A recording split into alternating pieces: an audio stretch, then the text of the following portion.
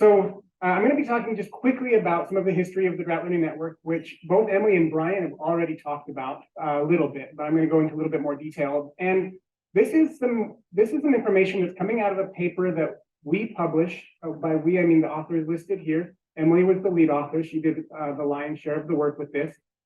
This was published in the Bulletin of the American Meteorological Society earlier this year. Was it January that it got? Yes, it was sometime in the early part of this year. So this is the Elias et al. 2023 paper. And I also, this is a talk that I gave at the American Meteorological Society conference in January, but I don't think it had been published yet. So it was probably shortly after that. Anyway, that's what I'm going to be talking with you about here. So Emily mentioned that this idea sprung from the 2018 drought, and it was a pretty bad drought. It was focused in the Four Corners region, so right over the Navajo Nation, and it was the sort of drought that a lot of people, when it happened, it really hurt. There was a lot of sting to it. Now, Four Corners area is prone to drought. It's an arid region, and sometimes defining drought in a place that's already very dry can be hard. But this was a time when, on top of the underlying climatological aridity, it became very dry. There was a very long stretch of very high temperatures and very low precipitation. So this is showing the percent area of the Four Corners states, Utah, Colorado, Arizona, New Mexico, that have shown up at different drought categories based on the U.S. Drought Monitor on the top, and below is using the standardized precipitation index, really just to see how frequently this area gets into drought. And it happens quite a bit, which means we should be thinking about it. We should be thinking, like, how can we be prepared and proactive for this next drought? So this was a sign that I pulled this from a newspaper toward the end of 2018. Pray for snow and a great 2018. There was this. So I'm sort of getting to this point, but the 2018 drought really highlighted the need for a peer-to-peer learning network, a way for us to share lessons learned from people who were managing well to people who were still trying to figure it out, and hence this drought learning network. So this is a quote straight from the Elias et al. Paper. In 2019, 3 of the groups who were actively providing drought information within the Southwest collaborated on a framework to encourage all climate service organizations in the region to learn from resource managers, and resource managers to learn from each other to share lessons from the previous drought. So the entities listed on the right, NIDIS, which is me and Gretel, and we have others, Southwest Climate Hub, which is Emily and her fantastic team, National Drought Mitigation Center with Brian and his great team. We were all providing drought information in the region to the same people at the same time. And there was a bit of repetition. There was some reinventing of wheels. There was overlapping of information, and people like producers who would be contacted by all 3 groups being like, hey, we are here to save the day with that information. And there really needed to be some coordination. And hence this idea of, let's get drought service providers to coordinate with each other, and let's get resource managers to coordinate with each other, and let's bridge the gap between that. We're all used to working in our silos. Because it's comfortable, and we like being comfortable.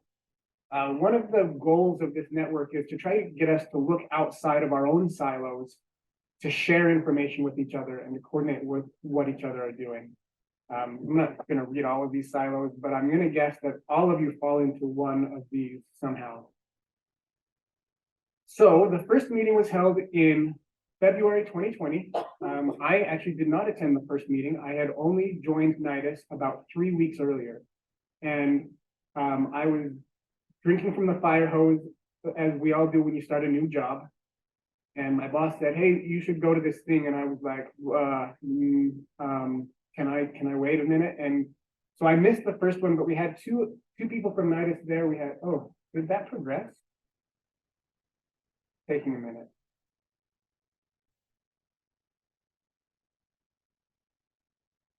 Okay, there we go.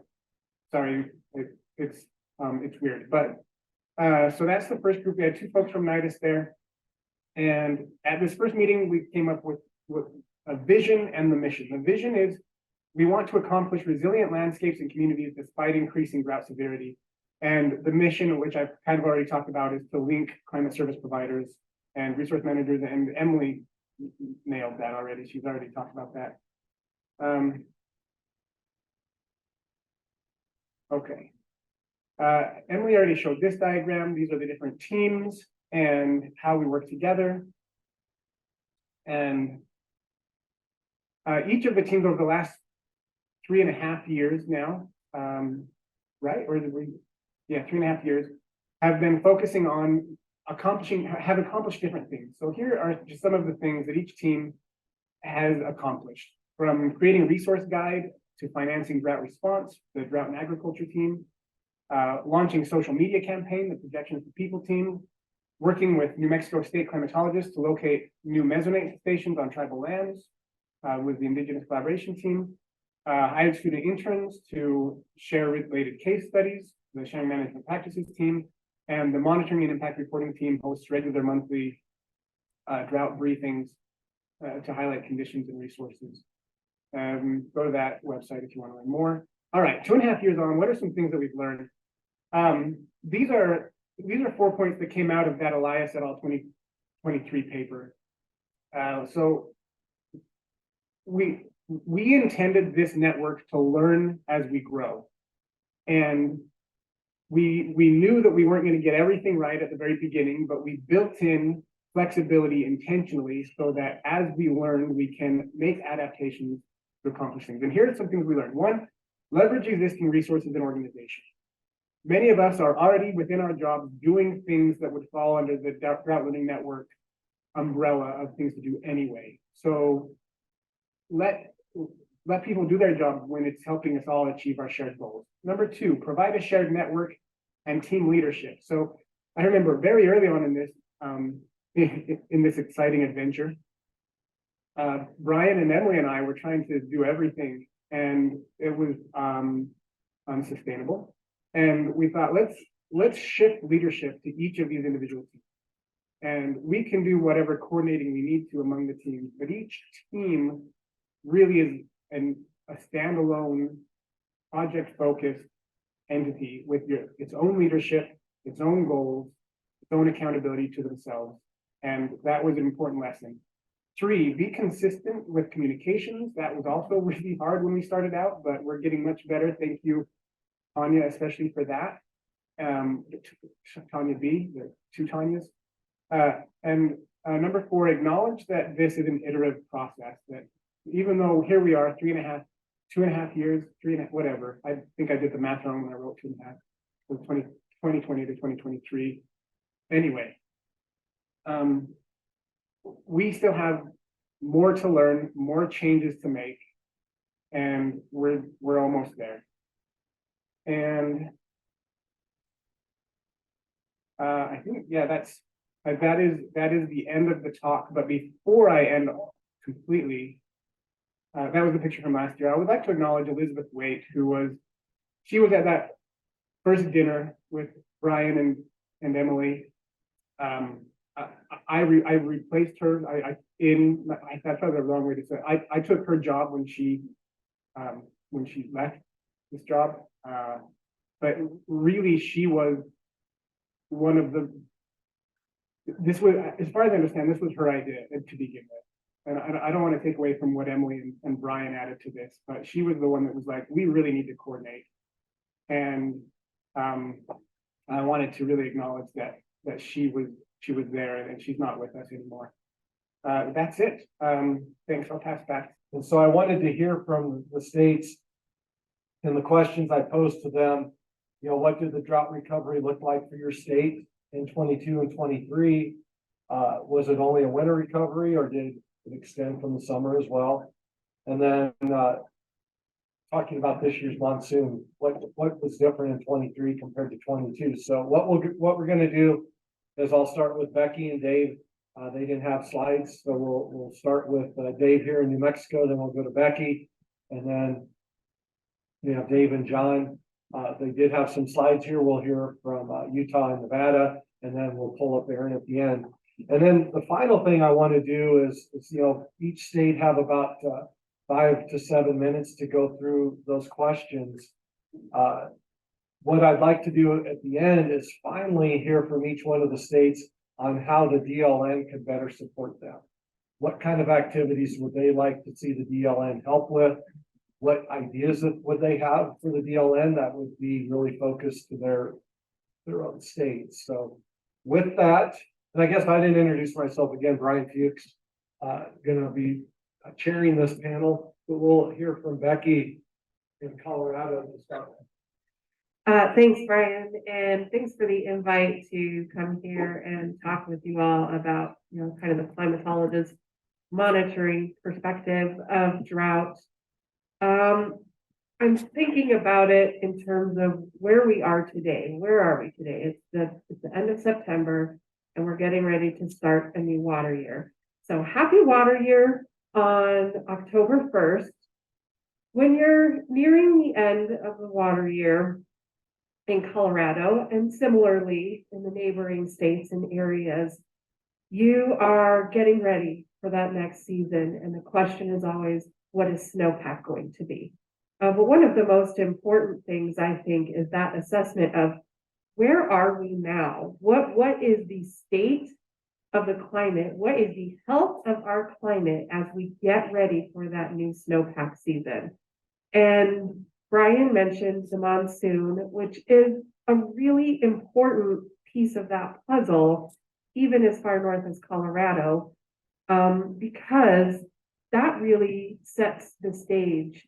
If you have a late summer and early fall where you have gotten your moisture from the monsoon, you've had those higher dew points because of that monsoon season, and you've managed to keep your temperatures a little bit down because you're getting more precipitation, everything feels a little bit better set up as you start that snowpack accumulating season.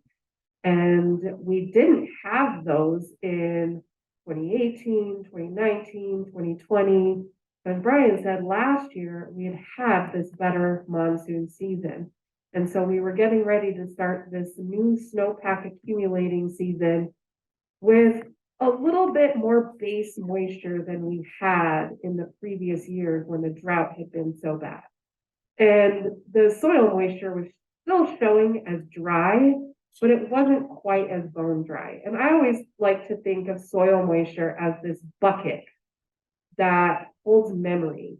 And if you start freezing the ground, locking that soil moisture or lack of soil moisture in a place and that memory of it, that's going to come back to remind you of that deficit once you get to the next spring and your snowpack starts to melt. So I'm always reminding people, if we have this dry soil moisture, you have to know that that's the first bucket that you're going to be filling that following season. And you're going to want more snowpack to refill that bucket in addition to the other buckets that you also want to fill with that melting snowpack.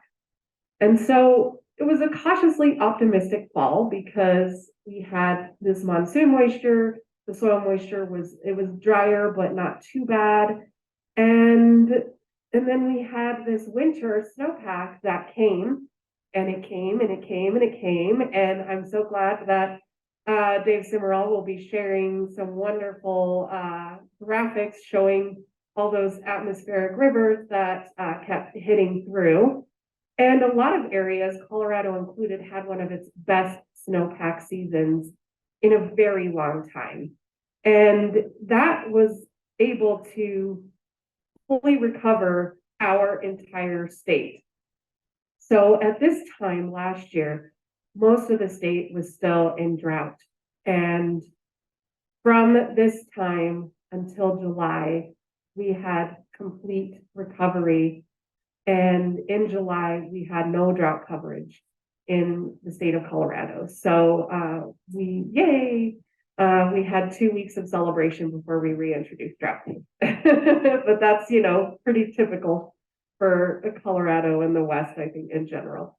But it really was, you have to have those sustained winter storm patterns. We had a lot of cooler than average months. And we had that winter snowpack continue on through April. This is a really critical time when you get to your normal peak snowpack. We typically expect early to mid-April. And if you shut that off and start warming up too fast, you kind of lose the benefit of the snowpack you did get. So we did not have that this season though. We had the extended through April, through May, and that was able to get us completely out of the drought situation. We recharged our stream flows, soil moisture reservoirs. Our largest reservoir in the state is Blue Mesa at about 800,000 acre feet, and it was near record low last summer. And we almost got to capacity this summer. So full recovery, and now we just wait for the next. I think Becky mentions a couple good points there, how winter temperatures we've seen that impacting this whole water year and the snow accumulation throughout the West. And that's kind of a key point that what made last winter unique. So as we pass it on to Dave, thank you for hosting in New Mexico again, and glad to be back, and we'll hear about your state. Right. Two Daves here. Dave. Well, I'll start off with it's a tale of La Ninas, the triple La Ninas, and that's kind of the base. You know, when we start off, we had pretty dry summers, pretty dismal snowpacks for the most part. And then last year was a very different. The third and final La Nina kind of didn't pan out the way most people expected it, which was a very a welcome La Nina. And and I was giving talks, and like I follow the outlooks, and like, oh yeah, it's going to be another dry. And then I told him I could be wrong, and that one of the times when I was like, I am happy to be wrong and happy to be the recipients of something different. And so we were trying to figure out what went on. So last summer, before the La Nina was the third one was developing, we were about 50% of the state was D4 in last summer, and it was mainly the southeast part of the state. And we had kind of a lingering, really bad drought and lingering long term in the Four Corners, and that's been there for a while. And folks are familiar with that area, you can kind of see the impacts of that. I look at wind erosion, dunes movement, and things like that as kind of that long term impacts. And then so kind of fast forward to last summer, it was like talking to ranchers, what does it look like on your property? And I get lots of pictures of dry tanks, really bad overgrazed stubble in the middle of July, when there should be some green up, because they had a few areas in the at least on the east side of the state, they had pretty good. There's a few areas that actually had a decent monsoon in the previous years, little spots, but then it sort of turned off, and then that's all. A lot of that's gone from grazing, and so there's nothing came up this year. So there's still looks like from last year, and then this year has been kind of the turn for worse. And so I got some of the comments back from some of the folks on the east side of the state, like this is like 2011, 12, 2003, and some other places. So in terms of the, looking back on how rough it is, I always ask them, and they kind of know when they see me, like, what does it compare? I always ask them, what does it compare to, as opposed to just show me some really nasty looking pictures. But I think that, with the warm temperatures, I think that's one of the tales is going from a cool start of the year to a really record warm. I mean, it goes all the way out to the east, that warm. We've had along with everybody else, July, August, record warm. And we actually have broke some records for the warmest low. So the morning low was ever in what we had in Las Cruces was 80-degree low, which was the warmest we've ever had. And if you're in Phoenix, that's no big deal, but in Las Cruces, big deal. And I've been tracking that as records, and everybody's looking at the high records, which we made a lot of 100-degree consecutive days, and El Paso was even worse. And actually, even if you go south of us, down below the border, doesn't get a lot of press, but it was really bad in Chihuahua area.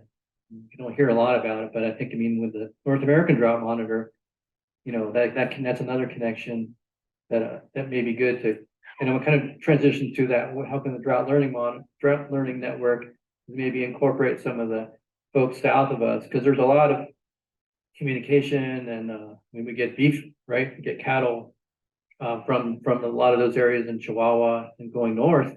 So that may be an opportunity for growth and engaging folks in Mexico, as well as those who are here in the continental U.S. So I think I've been more optimistic for this coming winter, which I'm sure Joel will probably talk about, but I'm kind of looking forward to this year, but still kind of cautious about it. So I'll transition to the next. Right, so I think Dave with Nevada will have your slides up here, and Yeah. Okay, thank you. Move I'm a this. total let's move the data slides. geek, so I It have won't, a bunch of it won't get slides this here. out. What I'm gonna be covering are just like primary drought indicators that we use Put to it down here. kind of tell a story of how I'll we've start gone through recovery well over the last year. taking So me on. Sorry. go to full. Yeah, it's go. It's the worst. Thank you. Okay, so on the top, saw this on the previous slide from Joel, something similar. So this is a time series graph. This is statewide for Nevada from the U.S. Drought Monitor. And this gives you the percentage of the state that falls within a particular drought category. And this is the whole period of record, at least since the Drought Monitor started in 2000, this is going all the way across the present. You can see like all the other western, southwestern states, Nevada goes in and out of drought. Nevada is the driest state in the country. But I put a box around our drought situation, which we've come out of almost completely. Currently, we're only about 3% in drought, and that's just in the southern part of the state. But you can see something notable for the drought that we experience as opposed to the longer one, which is about 5 years. It had occurred starting about 2012. But the amount of area that was in the more extreme categories of drought, and that was not only in relation to poor snowpack, but as Becky had mentioned, and Dave, the temperatures played a huge role in that. We had really warm springtime, like particularly in like 21, 22 in the spring. And we had heat waves that started all the way back in it was in March, and they went all the way through into May, and exceptionally warm for the time of year. And we had a premature melting of the snowpack during that period, and all the expectations for all the projections for runoff and stuff were not very good for those years. But as you can see, quick, intense drought that occurred over several years. And then next to that are where we were at beginning of the water year, essentially on the left-hand side in 22, you can see we had a lot of severe and extreme drought covering the state, the whole state. And where we are now, we have some lingering drought in the southern part of the state. So looking at some of the indicators, what led to our recovery on the left, and let me know if I'm the best place to stand where I'm not blocking any of you, but on the left is looking at our water year. And this is only through August because our September data is not in through the month. But you can see, so the more darker green colors represent areas where we've had record precipitation over the water year. So you can see the western part of the state, east central part of the state had areas of record precip this past winter. And then other areas that shade lighter, top 10%, top 10th percentile. And you can see that area that stayed in drought in southern Nevada. And you can see that was more near normal in that area. So they had lingering dry conditions in those areas. Next one is temperature for the year. Another thing that really helped us this year for the snowpack to stick around, in addition to copious amount of precipitation, cool temperatures, way below normal parts of the state. Actually, record low temperatures, average temperatures in some areas. In terms of the precip, all over the news all winter, the atmospheric rivers. And you can see each one of these is an individual storm, and as it usually starts out at the beginning of the year, the Pacific Northwest tends to get the atmospheric rivers, and then fortunately we had a number, and I think there's different counts on them, but about 19 of them tracked over California during the cool season. Most of the earlier season, like midwinter, were all coming in over kind of central California and tracking over the western part of the state and across Nevada. And you can see that in the precipitation, where the record precipitation was in the state. So if you look at snowpack, each of those, so this is from the SNOTEL network, each one of those dots represents a SNOTEL station. If you're not familiar with SNOTEL stations, there are kind of primary monitoring network for snowpack across the western United States. And there's a scale you probably can't see, and this is looking at snow water equivalent SWE, and these are over, see the number, but I think they're over like 300% of normal compared to the long-term median. So all across the state, just fantastic, and probably in our primary water sources. So Vegas obviously gets water from Colorado River. These areas up in the northern part of the state rely on runoff from like the Ruby Mountains, the Shell Mountains, some mountain ranges up in the northern part of the state that feed into the Humboldt River system, which fills Rye Patch Reservoir. And then for Reno area where I live and other areas, towns and cities along here rely on snowpack runoff from the Sierra Nevada. Come on. Oh, and by the way, up in the upper right, I just wanted to give you an idea. If you could go back just for a moment. Yeah. Please. That's Mount Rose Highway is basically from Reno, is the pass it. It's on comes right up here, and this is Lake Tahoe, and the ski area that's closest to our town is Mount Rose. And that's what it looked like in March, driving over the pass. And they had, it's like 700 inches of snow in the ski area for the winter. Next, please. In terms of vegetation, another thing we're looking at, we have quite a bit of grazing that goes on in the state on public lands. This is looking at September 2022 on the left, and this is called veg dry. It's one of the vegetation drought indicators that comes out of Brian's office. And you can see the state, those warmer colors represent areas where the vegetation health is pretty poor, very poor actually. You can see the whole state is in pretty bad condition as opposed to now. You can see most of the state is near normal to just healthy precipitation in areas of the state. And this tends to be the time of the year when it's in its worst condition after the summer until we start getting full season precip. Stream flows, 2022, September and left, 23 right. Warmer colors represent lower percentile flows, and those are in like the lowest, less than 10th percentile in 2022. We don't have a ton of surface water in Nevada, but I'm looking on the right, above normal all summer long, which was really great. Next one's reservoirs, same thing, 22 versus 23. Really poor conditions.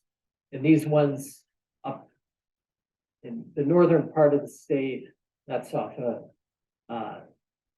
looking at Rye Patch Reservoir. We have a big ag area, Lovelock, Nevada, where they essentially almost had no water allotted. It was very low. I think they had a 10% or something, or 5% allotments, which really hurt the alfalfa growers there.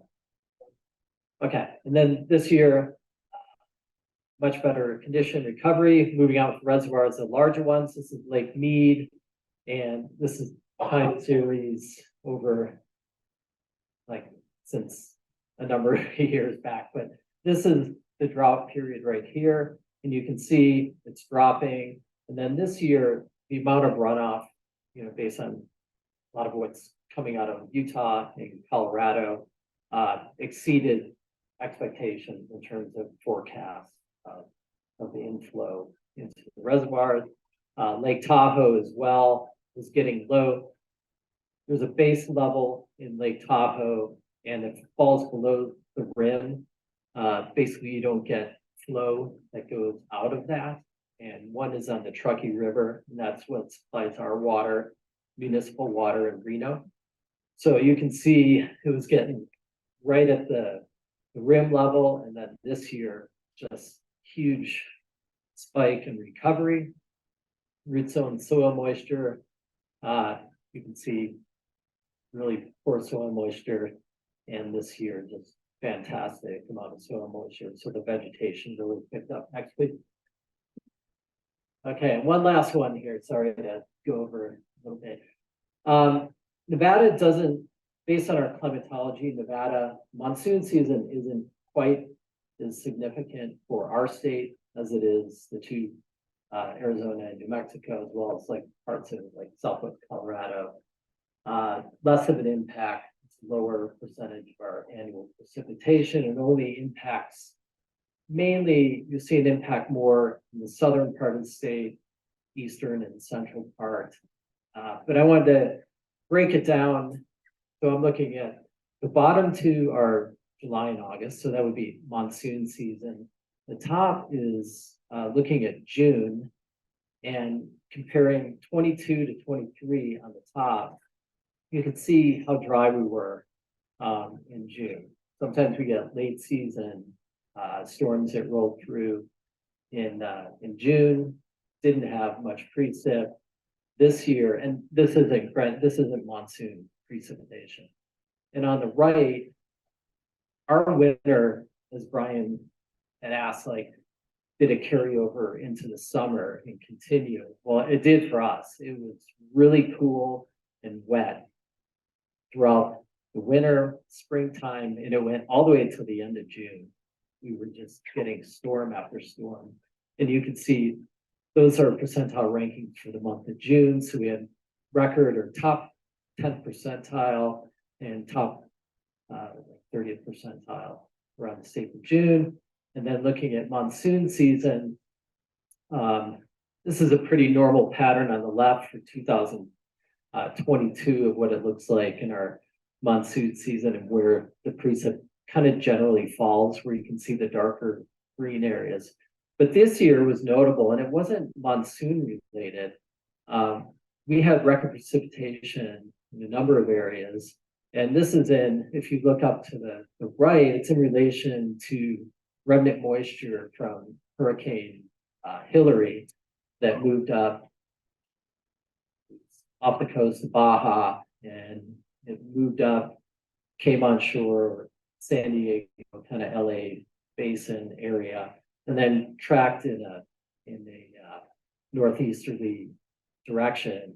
And you can see this is a National Weather Service AHAPS map. This is based on radar estimates this was the 7-day precip, and I happen to be authoring the drought monitor that week, so I grabbed this image from it. And this is accumulated 7-day rainfall. This is like 1 inch. This is like 14 inches. And you can see in this magenta colors 10 inches. So you can see not only areas out in Death Valley, but this is these areas here are mountain ranges, Mount Charleston in the Spring Mountains, just outside of Vegas.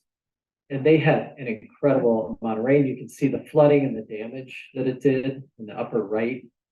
So they got like a year's worth, almost of precipitation in some areas in one single storm event. So I won't go through the summary, but I think you get an idea of data. Thank you, and sorry for going. All right, we'll go to Utah quick. Gotcha.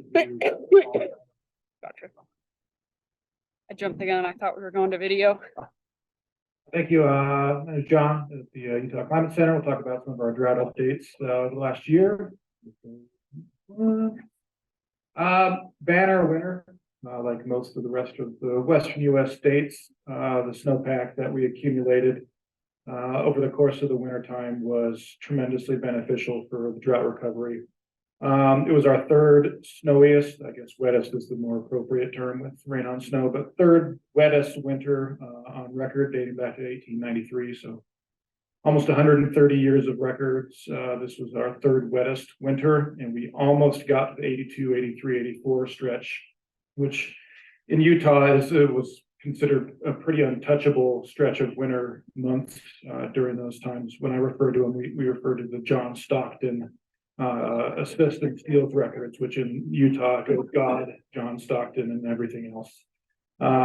And so John Stockton was our high water mark for winter snowpacks for the 82, 83, 84 years, and we almost hit that this last year. So made us look kind of silly from our La Nina outlook heading into the winter, when we were expecting slightly below to around average winter snowpack in those atmospheric river events that snuck around the Sierras.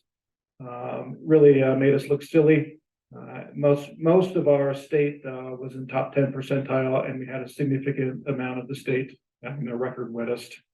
You can see precipitation on the right graphic there in terms of percent of normal, where we had many areas approaching 200% of normal, and areas that have significant snowpacks in general. So have that kind of a percentile speaks volumes to the amount of water that we were seeing that wintertime.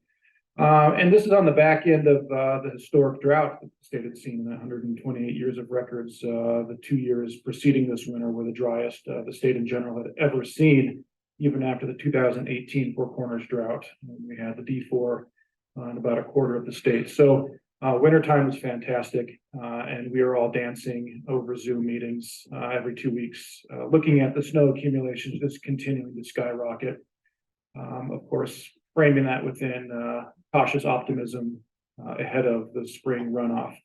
We entered the year in with really great soil moisture from a wonderful summer monsoon last year and fall leading into it. So we had the expectation that our high snowpack would have a very efficient spring runoff. And so our water resource managers were, for the first time in a couple of years, pretty excited. Go to the next slide here. Exiting the spring runoff season, where our streams were running wonderfully, we had a bit of a lull in the weather pattern. April and July stretch of months really dried up, and we were feeling better about that cautious optimism that looms over us constantly. Be it with concerns of reemergence of droughts at impactful levels going into the growing season for the producers, the ranchers, and the boots on the ground folks. And so you can see just how dry the state was for that spring stretch, which tends to be a pretty wet period of the year. And we really dry out during the monsoon season. Not to say that the monsoon isn't important, but in terms of annual contributions, what we're getting between January and June is really when most of our water resources are delivered. So the April through July stretch was a tough time for us. We had very conflicting lines of evidence. We had incredible short-term drought relief framed within an incredible historic long-term drought impacts still lasting on the landscape. And so there was lots of back and forth on how we classified this when interacting with the drought authors. And we had lots of conversations with people in the state, water managers, on what it meant to be in long-term drought, but seeing short-term drought relief. And we learned lots of lessons on how to communicate that effectively in terms of the contrast in that time of the year. So go to the next one here and we'll see what our summer monsoon did. It was anticipated we'd have a late start. High soil moisture springs tend to delay the onset of the monsoon, and that played out true this year. So July was quite dry. August shifted gears and we went into overdrive. Hillary kicked things off. We had several extreme events. We had one station just to the west, or sorry, to the east of Salt Lake City that had a 1 in 6,400 year precipitation event in 6 hours. So incredible rainfall events propped up August. And so you can see the 60-day SPI values, thanks to Becky and her crew for having the website tools for this map that we lean on oftentimes. On the right here, you can see the July through last week, I guess, on just how wonderful the last 60 days have been for precipitation in Utah. Again, reinforcing lots of drought relief from that. Next slide, please. All right, we've got reservoirs mostly recharged. This was year over year, nearly year over year, and you can see the effect of the spring runoff and the soil moisture helping that out. Going from left to right, on average 42% fill last water year starts, and we're about to enter in the next water year at 76%. So all of our small and intermediate reservoirs are wonderful right now. The elephant in the room is Lake Powell, which went from 24% near dead pool the start of last year to 36% currently. Great improvements, but we are still way behind, and that reflects the long-term droughts over the last 2 decades, which has continued to draw down our big savings accounts in the water world. Next one, please. Let's wrap it up here. The next one, which has been national news headlines for some time, was the Great Salt Lake. It's lost roughly 2/3 of its surface area in the last several decades. This is a huge problem for lots of reasons. It's not a source of water resources, but this is the fuel gauge for water resources and precipitation and use and withdrawals. You can see the dramatic difference between 1985 after those big years in the early 80s and where we started last year. It has rebounded. The time series on the right shows the last couple of years, going from the record low last January to a couple of feet bump up thanks to the runoff. But this is still an ongoing problem, and a couple of years of great snowpack will not solve this problem. We've seen ongoing withdrawals and water deficits for about 30 years now. So this problem will either face society soon or later, but it's coming. And are we going to go to Aaron online to talk about Arizona? Yeah, I just have to get there. Okay. So as we're queuing up Aaron, I think the panelists here that have presented already, but I think the thing I'm really learning is we go back and looking at the data, just how tremendously good the last water year was. But then, John showed it, Dave showed it, both Dave showed it, that not all this recovery happened completely, that there's still, it's just kind of a blip in the radar, that we're trying to combat multi-decades now of drought. And 1 or 2 good years is gonna help and everyone's grateful and thankful, but it doesn't always recover everything. And I think that's really where the DLN can step in too. So Aaron, I'll pass it to you. All right, can everybody hear me? I don't know Yes. if you can see me. Can you see me? Yes. All right then, folks. So sorry I couldn't be there in person. I had an injury that just kind of knocked me on the floor. So I apologize for that, but it's great to hear everyone and thank you for all that you're doing. So I'm going to provide a little bit of a background. Oh, I'm hearing a delay. Is everything sounding okay on your end? Yeah. Okay, good. All right. So I'm going to hopefully not copy some of the other things that folks have been saying about this last winter. It's been an amazing winter.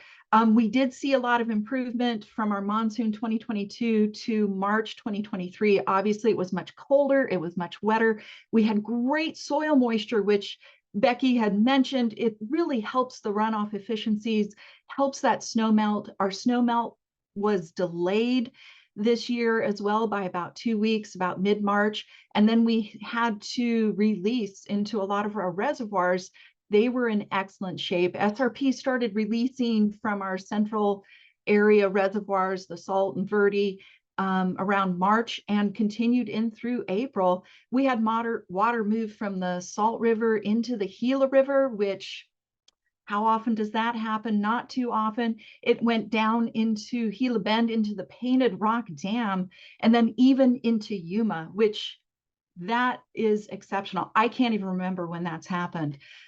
We started drying out in April to July of this year. So if we start looking at the numbers, that was the second driest April to July on record. The first driest April to July was 1993. I don't know if folks remember Arizona in 1993. January 1993 was our wettest January on record. The entire state was flooded. But that really then stopped after that. And that's one reason why we mark 1994 as the start of our long-term drought. So we're now in our 30th year of that long-term drought. And if we look at what's been going on for those 30 years, 20 of those water years, so just looking at the water years, 20 of those water years have been dry, 9 have been wet. What we're thinking this water year, because we had such the exceptional winter, we're thinking this water year may be average if we're lucky. And we look at our long-term drought here and look at the impacts by looking at the SPEI. And when we're comparing those maps, what we're looking at right now with our current SPEI, looking at long-term values, we're in a worse condition than we were in March. We had a lot of recovery from the winter, but now we're going backwards. We're not doing as well. You know, if we kind of stop and look, then June 2023 in Arizona was amazingly cold.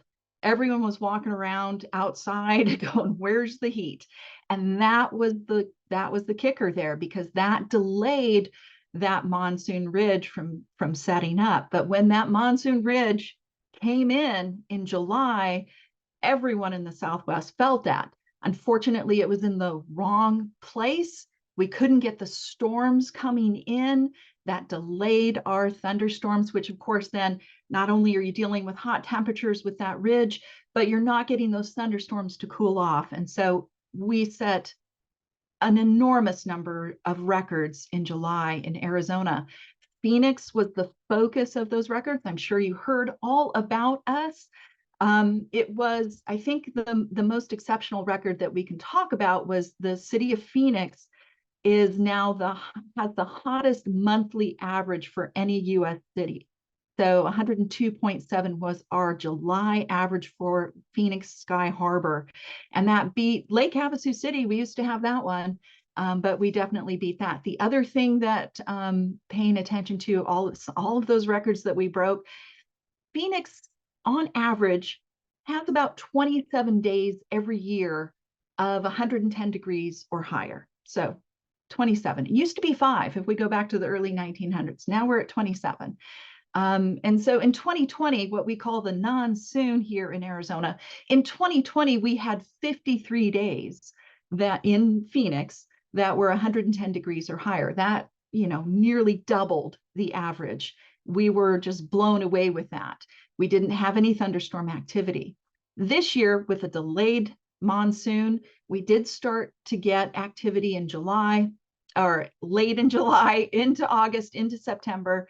But unfortunately, the city of Phoenix then ended up this year with 55 days of 110 degrees or higher. So what does that mean? So as a climatologist, we start to look at how those trends change. We look at those numbers and what we might expect in the future. We also had a problem with our minimum temperatures. So 2003, the city of Phoenix set that latest record, which was 96 degrees in 2003. So it didn't cool off more than 96 degrees. This year we broke that. We didn't cool off below 97 degrees in one day. So that's now our new maximum minimum looking at that. Looking in the future, El Nino, we're all looking for that. If we look in Arizona, since 1994, so looking at our long-term drought, marking it in 1994, we've had 9 El Nino events. 7 of those have been wet. So we're very, very hopeful. And I'll pass it over and let everyone talk about what's going on next. Thanks.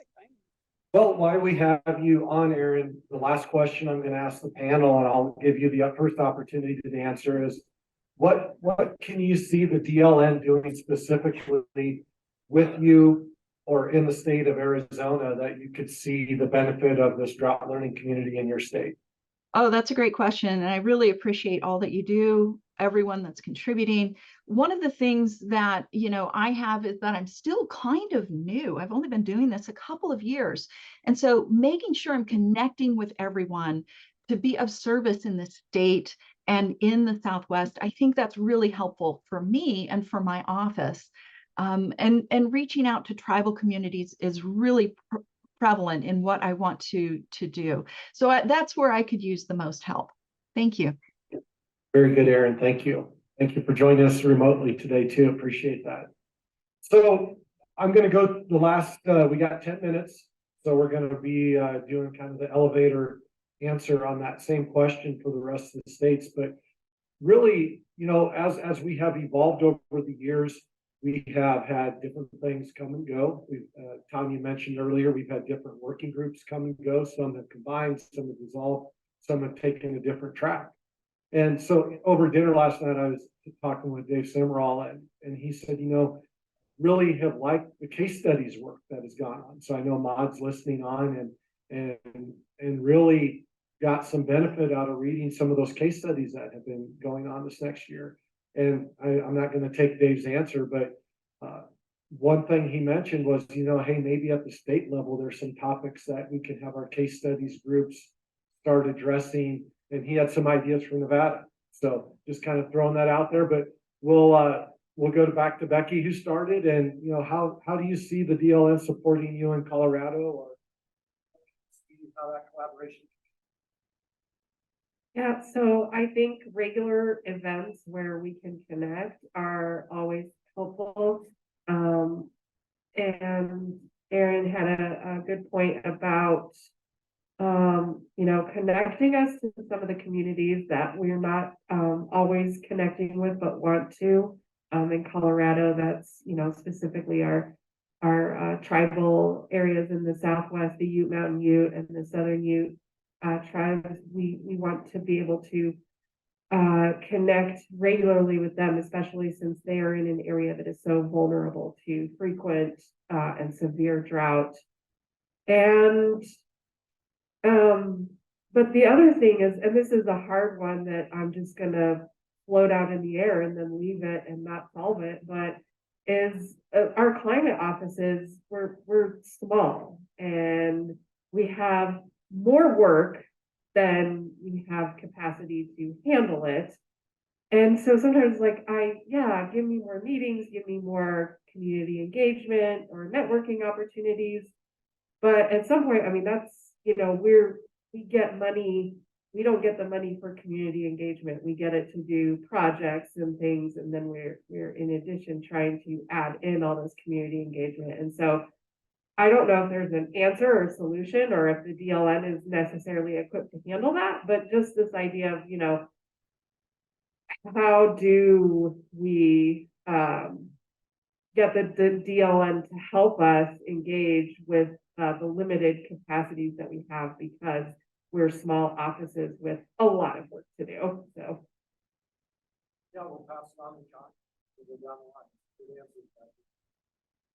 line. Yeah, when I sat down and brainstormed with our group to address these questions, things kind of grouped into two arenas of thought. One is what the DLN is already doing, which is serving as sort of the conduit pipeline connecting the climate service world with the users of the climate tools. And those two things need to be very tightly coupled.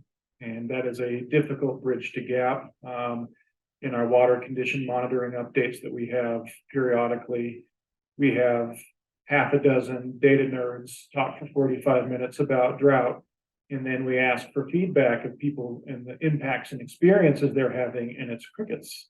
We've got 45 people on the Zoom meeting.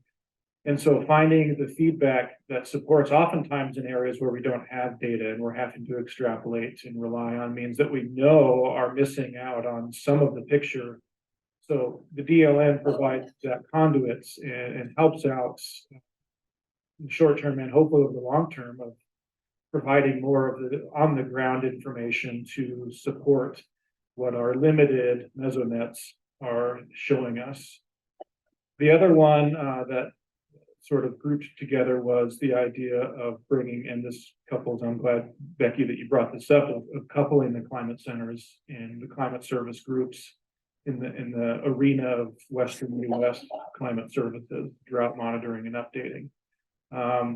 Becky is totally right. We are understaffed and overtasked, but together there's strength in numbers that some of the parts can overcome, I think. And the DLN carries and NIDIS and many of the entities that feed into the DLN offer lots of advantages when it comes time to finding ways to partner together to create large scale efforts that bridge the political boundaries that are kind of silly when it comes to drought monitoring on water resources. So finding a way to connect offices and the resources that we can all bring to the table, and having the support of the larger groups like NIDIS and the drought authors when it comes time to ask the government for large paychecks for 5 years or so. I think that's a really great tool that the DLN can provide to at least us.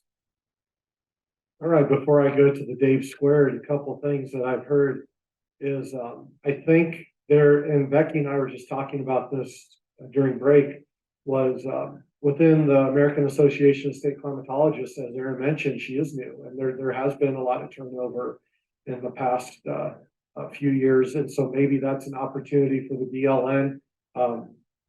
The state meet or the annual meeting is going to be held in Fort Collins this next June, to maybe have a time on the agenda for the DLN to be introduced to the state climatologist group.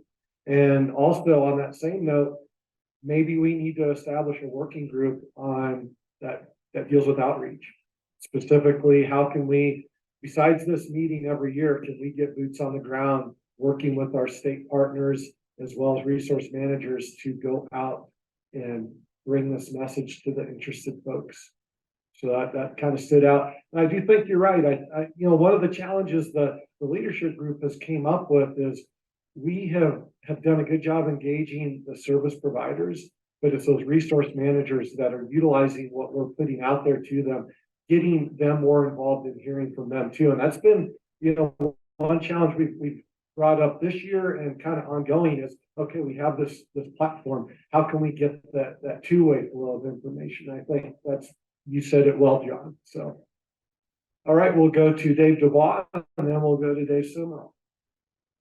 Right. I guess the bottom thing I've been thinking through is, continuing to be a trusted source of information, and that people get to know that DLN is something they, that's just not another government group, but it's more than that. It's you know, regular people, you know, your family, your community members. I think that's heading in that direction. So that's known as that. It's not just a bunch of federal and university people. I don't know how to make that, but I think it'd be great because then it would be easier. Like as Becky said, like having more interaction that we can't do, and as a state climate office, it can only be so many places at once. We try to be 2 places at once, and then try to do that. I think, I mean, just continuing on with what I brought up earlier about the international, I think that's another possible. We have a lot of folks that have a lot of good connections. Be great. I don't know what that would look like, or I'm not trying to make more work for everybody, but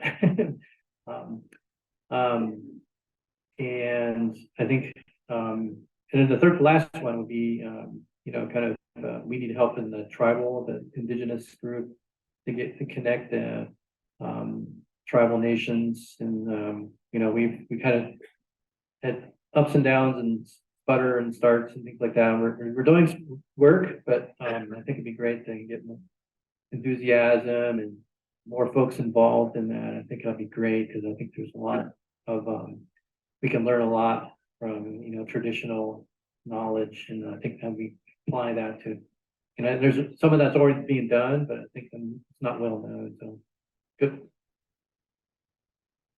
Thanks.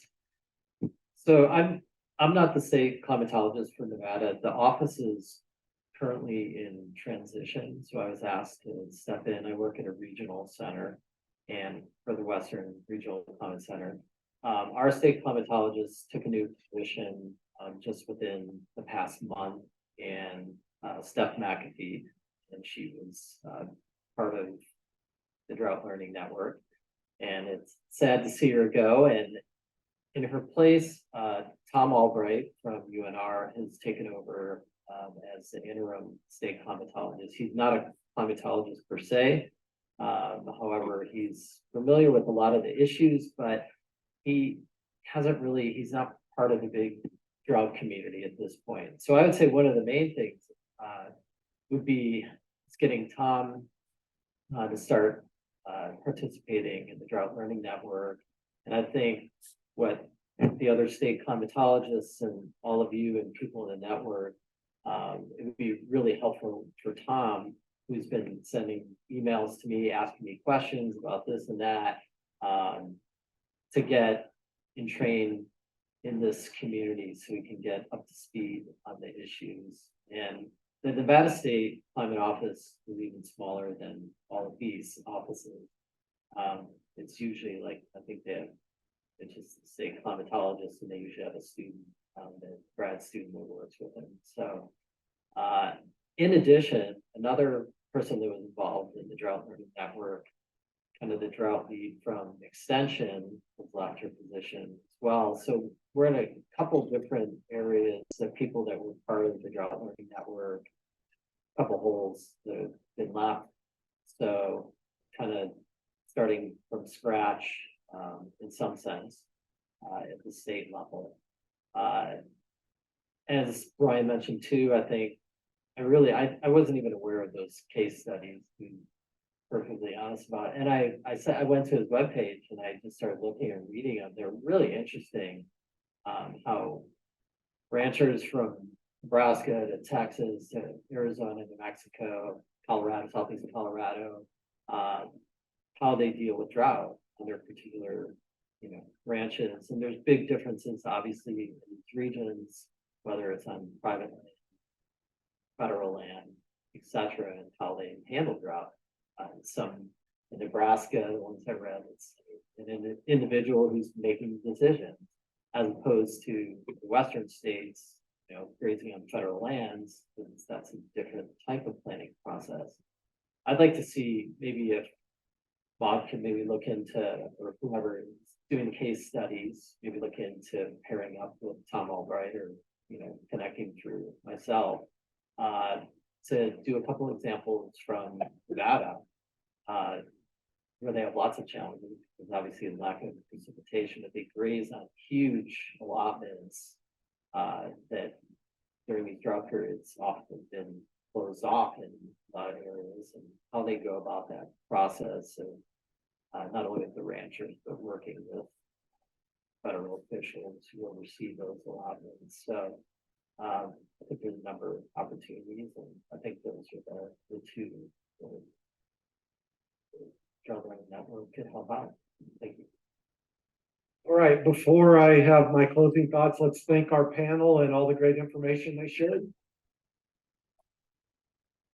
And I do think that about everything mentioned does fall in the wheelhouse of what we have envisioned the DLN being. That, you know, we have people that are doing these activities, and having the sharing, this free exchange of information, I think is where the DLN can help. And I also think too that, you know, from the state climate office perspective, if there is something that comes up that, you know, like you said, you don't have time for, there's just too many requests or something, maybe that's something that the DLN can help with. It may not be exactly what the person asking for was hoping, but you know, there's a lot of expertise in the room here and within the network that we could potentially step in, and that's something that we could build into our work plans as well. So that's my closing thought. Again, thank you. So what we're going to do now is hear from a couple of folks that actually have case studies that were developed through the sharing management practices team. Oh, okay, she's in. Yeah, I'm like, wait a minute. And then Noah's going to talk about his project because it's also very relevant and there's a lot of good information. So first of all, we have Jean Steiner. I said it right? Okay, I'm really bad at names. And Jean actually introduced herself earlier, but I have a little more in-depth bio here. Jean is a member of the Kansas Water Authority, an advisory group to the governor and legislature. She is a senior science coordinator for the Sustainable Southwest Youth Project at New Mexico State University. Following a research career with the USDA focused on climate, soil, and water in agricultural systems. And I was so confused by Eugene because I saw that you were on the Kansas case study, but then with New Mexico State University. And I was like, Emily, I don't understand how this is. So really cool that you have so much going on. That's impressive. Go ahead. I have so much going on that this is not Oh, like my. yeah, you can take that one. That one. You got to push. So thank you very much for a chance to come. This, I'm going to just talk about some work I did that actually combines these various hats that I put on following a career with USDA agricultural research. So first of all, I'm going to talk about a case study that really deals with the Ogallala Aquifer. And this is a very well-known resource worldwide for people who work in water resources. It's the largest aquifer in the U.S., starting from South Dakota down in and just touching into some of the southwestern states of Utah, Colorado, and New Mexico. But it's an extremely important source of water, the bulk of which goes to agricultural production. But of course, it supports all the required water uses in this region. And in Kansas, the water is managed in a system of groundwater management districts, and there are 3 in the state that I'll talk about through this talk. In the Northwest, the West Central, and the Southwestern parts of the state. And these all have very different social and physiographic and agricultural differences that I'll talk about a little bit.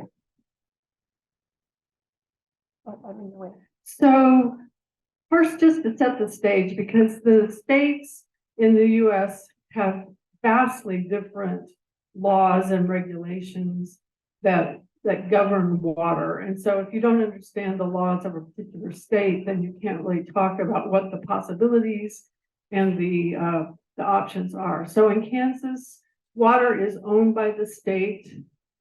Water use is granted to individual water users by the chief engineer, which is housed in the Department of Agriculture.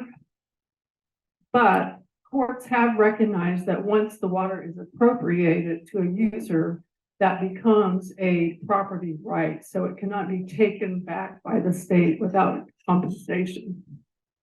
In 1972, there was a law passed that allowed formation of the groundwater management districts that would allow more regional input into the regulation of water, subject to review and approval by the state engineer. So there's 5 in the state, 3 are really relevant to the Ogallala.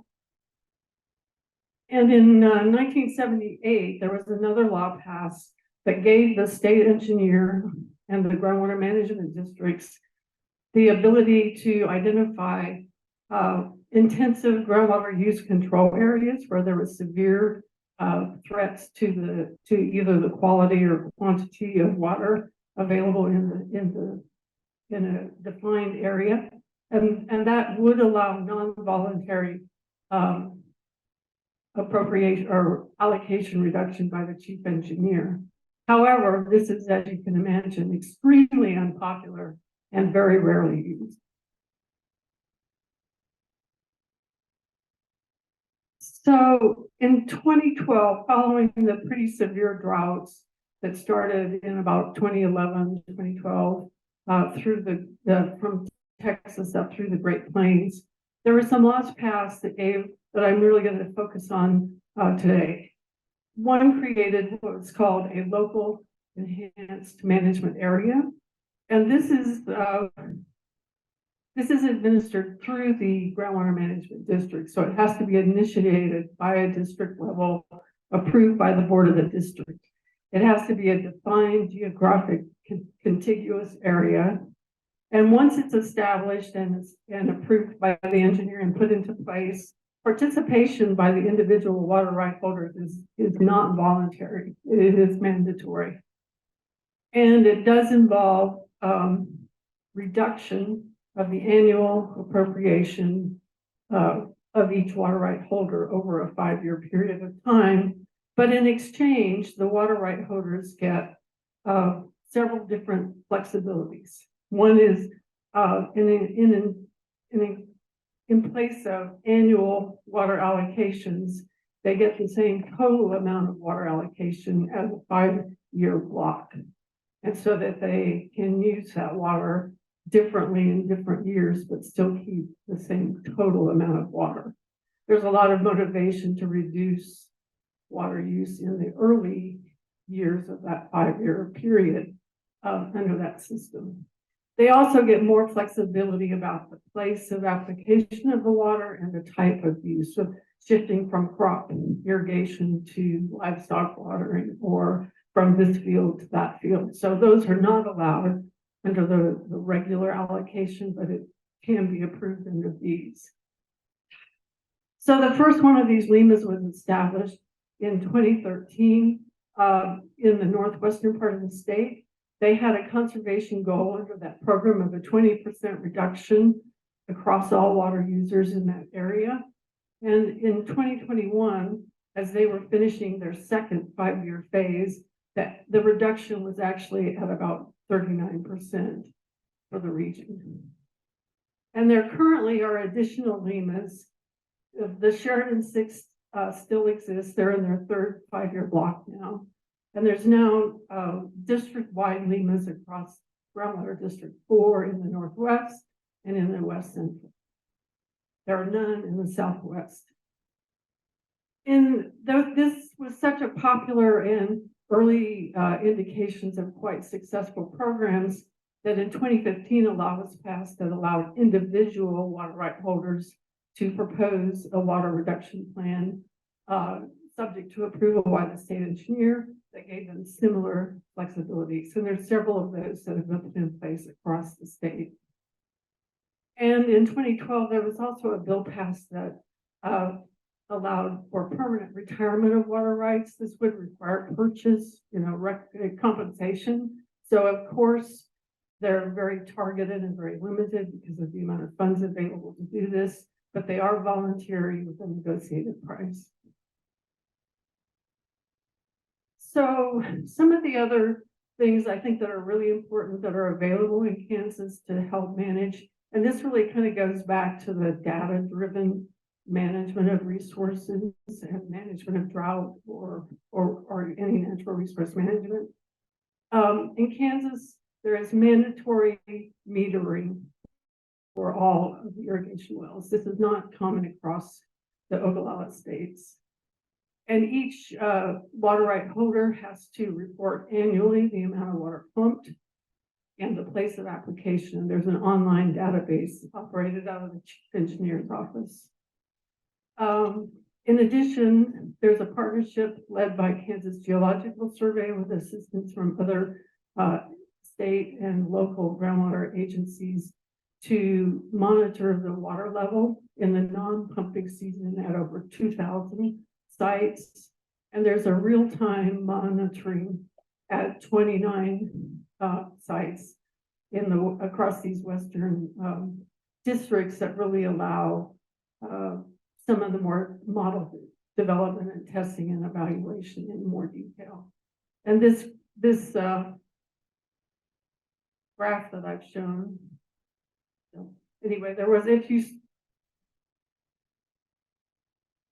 the graph just shows with the precipitation being the blue line and the water level, the annual water level being the red line. You can see that, of course, the periods of drought do put a lot of pressure onto the groundwater resource. So this is very much an issue of drought being a pressure on this water resource.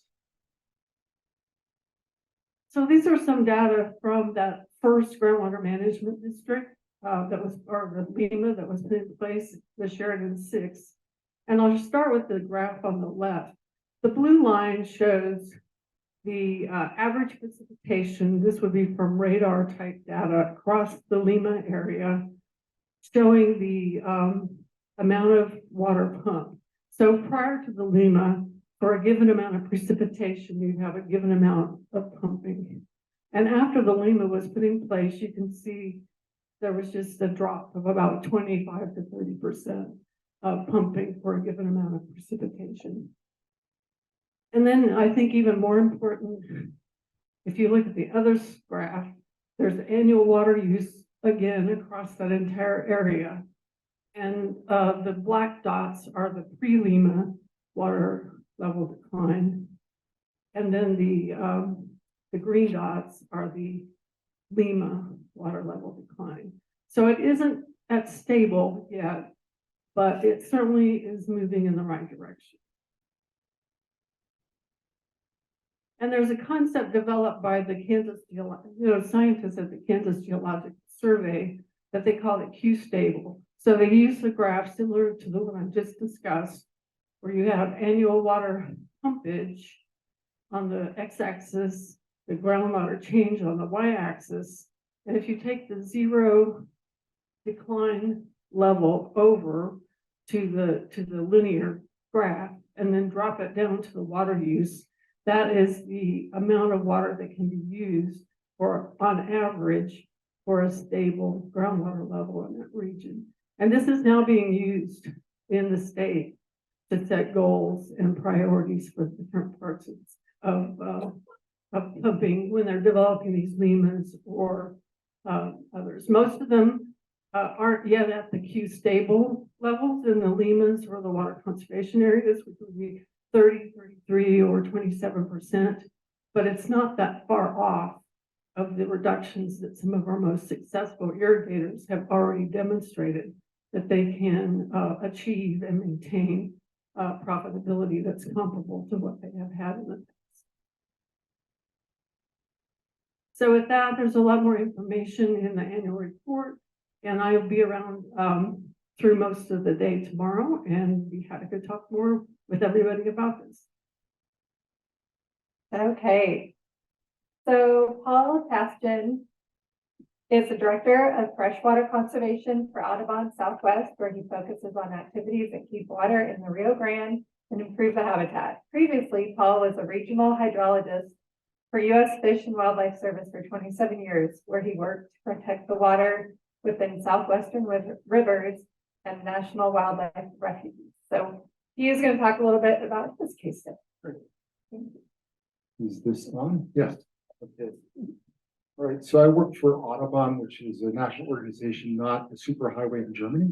And to make that clear, so Autobahn is obviously a national organization that protects birds in the places they use. And I'm in New Mexico, but I work for a national organization. So I wanted to talk today about some examples of trying to keep water in rivers in New Mexico and some of the work we're involved in as well as others. So there's a dry river. So dry rivers are not good. I guess on a previous slide, I had to say dry rivers suck, but that sort of, maybe wasn't passed. But the point here is the dry rivers are not good for ecological communities of plants and animals. They're not good for the local communities. They're not good for New Mexico economy. They're not good for delivering water to farms. We'll talk more about that. That actually, we have a dry river, having to re-wet a river costs water. It's not good for the compacts or the cities. So just across the board, dry rivers are detrimental. So what is meant by environmental flows? And there's two things here that I think are important to understand about environmental flows. There's one, the science. You've probably heard a lot about this, the science of understanding what does the river need and how to get the water to it. So that's this the quantity, the timing, and the quality of water flows needed to sustain freshwater ecosystems.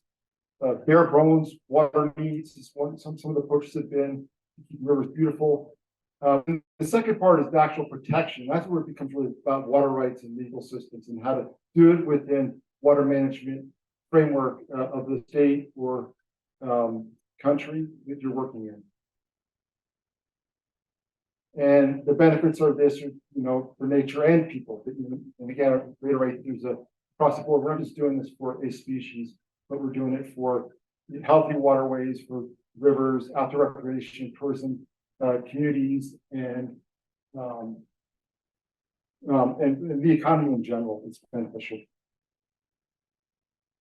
So I want to talk about some New Mexico examples. New Mexico has been late in the game. We are the only Western state that doesn't have an environmental flow, or sometimes referred to as in-stream flow, state-based program nested within the state agency. Okay, so we're late in the game.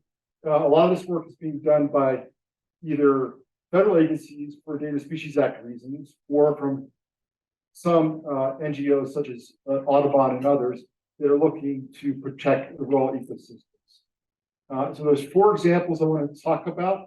And these are sort of the case studies. There's using this stuff called the San Juan Chama water. I'll describe what that is for protecting flows in the Middle Rio Grande. Then I'll also talk about the New Mexico Strategic Water Reserve, another strategy that's been developed that is a state-based effort. I'll talk about our private lease actually getting a privately held water right converted to an in-stream flow water right. And the process for that is the first one that was done several years ago. And then about this, MRGCD is a Middle Rio Grande Conservancy District. They're an irrigation district for this area that we're in here in central New Mexico. Private, very important irrigation system.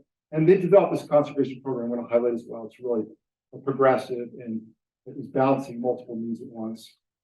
So most of New Mexico environmental flow work has revolved around protection for endangered species. That's been the primary driver to date.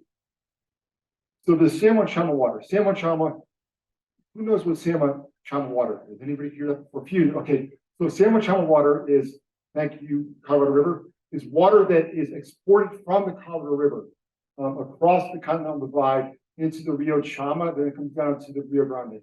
It was developed in the 70s for municipal water use, but it's been a source of water for environmental flows. And this has been largely leased by, the water has been leased by the Bureau of Reclamation for Endangered Species, but also Audubon. We've been leasing this water and being able to use it for broader purposes for protection.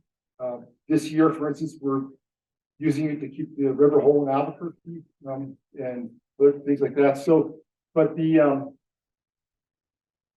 point I want to make here, though, okay, one thing that's sort of a common thread through what I'm going to say here is that there's this perception that environmental flows are sort of siloed. It's like you're doing it for the environment and it's sort of its own thing. But the point I'm trying to make is that it's multiple benefits.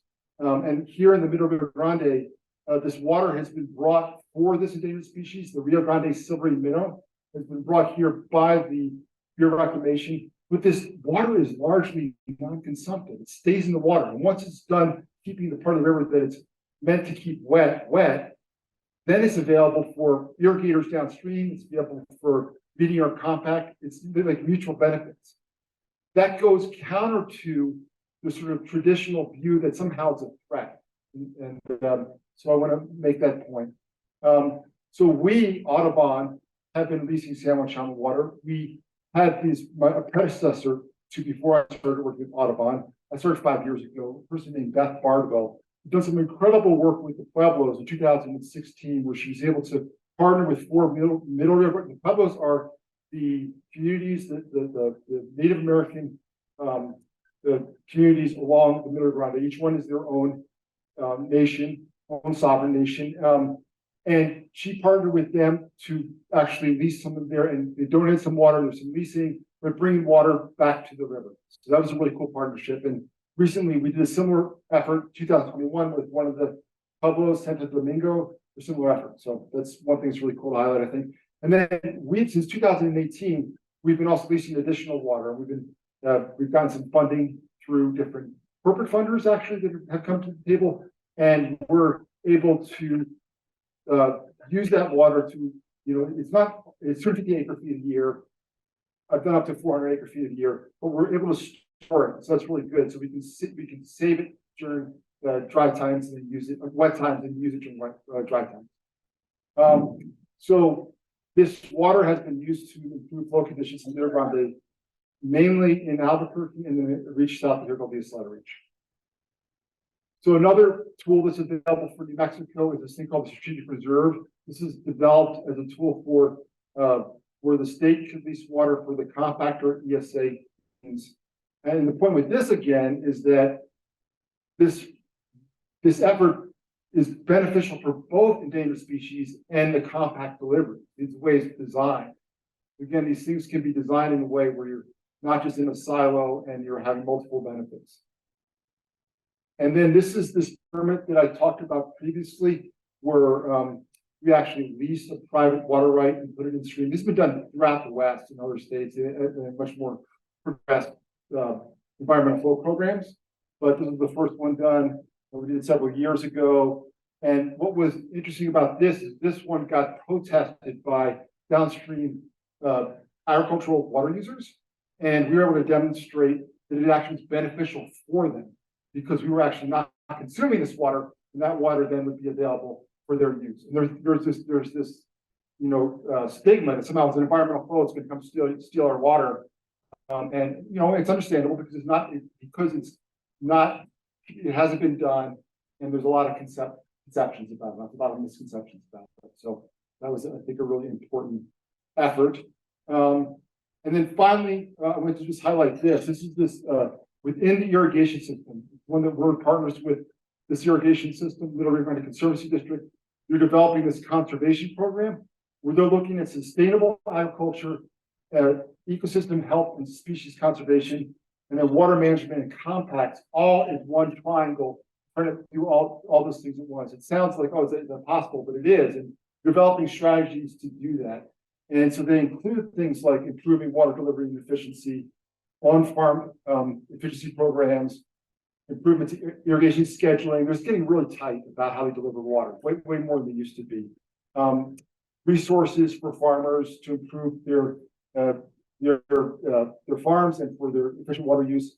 And then this involuntary water leases, a voluntary program, and it's a seasonal and annual program, temporary leasing. The idea is we're trying to keep ag vibrant and alive in the system. We're not trying to buy and dry necessarily here. We're not trying to do that.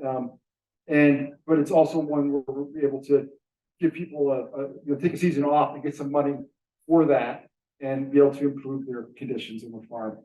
And then all the habitat restoration associated with that. We're bringing the water back to the river, sort of using the modern infrastructure and sort of this novel ecosystem approach, and bringing water back to the river. at select locations and restoring that habitat. So, but the conservation program improves irrigation efficiency, resources for small farms, habitat for the endangered fish. And then these environmental flows are available downstream again. They're a benefit to the system. They keep the system primed. So what are the challenges in New Mexico? This, like I said, New Mexico is late in the game. We don't have a state-based program. So the first thing I would say is we need a coordinated state-based program. Doing these type of things, these test cases I've talked about, it takes work. You gotta have people understand the water rights. You gotta have people who can negotiate this stuff, who can find those win-wins, who can, so you need people working on this. And we don't have anybody at the state really working on this. The other part is our state engineers' policies towards using water for wildlife are recalcitrant and dissuasive. And I just have to say that the way that water has been viewed in the past is sort of in silos. The environment's always been an afterthought. And the policies in place around how you use that make it very difficult to do these kind of things. It's getting better. There's great people in the state engineer's office working on this stuff. I'm not dissing anybody, but really need a hard look at this. And then finally, this myth of environmental flows, this sort of stigma that somehow it's falsely viewed as a threat to water users. We just need to have more examples like to show it can be mutually beneficial. And we're getting there, but there's that stigma is still out there. And then just finally, partnerships going forward. It's all about the partnerships. We're doing all this stuff. It's not like, oh, just Audubon's doing it or the state's doing this. It's just a selection of this, working with the pueblos, working with cities, working with different water management agencies. It's really just the partnerships are key to this work. Thank you. All right, thanks. Hi, everyone. So my name is Noah. I'm with the Southwest Climate Hub. And I came on about a year and a half ago to work on creating a geospatial database of solutions to water scarcity. We ended up calling it WADA, or the Water Adaptation Techniques Atlas. And so the genealogy of this project, I think it's actually related to the DLN, and Emily and Katie can tell you more about this, but seeing the extreme drought in 2018 in the Four Corners area and seeing some of the ways people were responding to this. One example was a shortage sharing agreement on the Animas River, right? Instead of enforcing, that kind of all or nothing prior appropriation doctrine, there was agreement between users on how we're going to share water during a time of shortage. And so the idea was to kind of gather together solutions like that and others, and create a sort of centralized hub for information on those, right? And to move away from only learning about the problem and thinking about the problem and thinking about what can be done about it. So, the tool is live now. There's the URL, and the QR code will take you there as well. We're moving towards somewhere around 180 to 200 cases. And it's a really broad net that we've cast here. So we're looking for any sort of intervention in the water cycle, right? Which, when you think about it, there's a lot of different ways that you can, right? What you're planting, what you're doing with the soil, what you're doing with surface water, with groundwater. There are a lot of ways to intervene. And we want to see, what is the evidence of the impact that it's had on the hydrological cycle.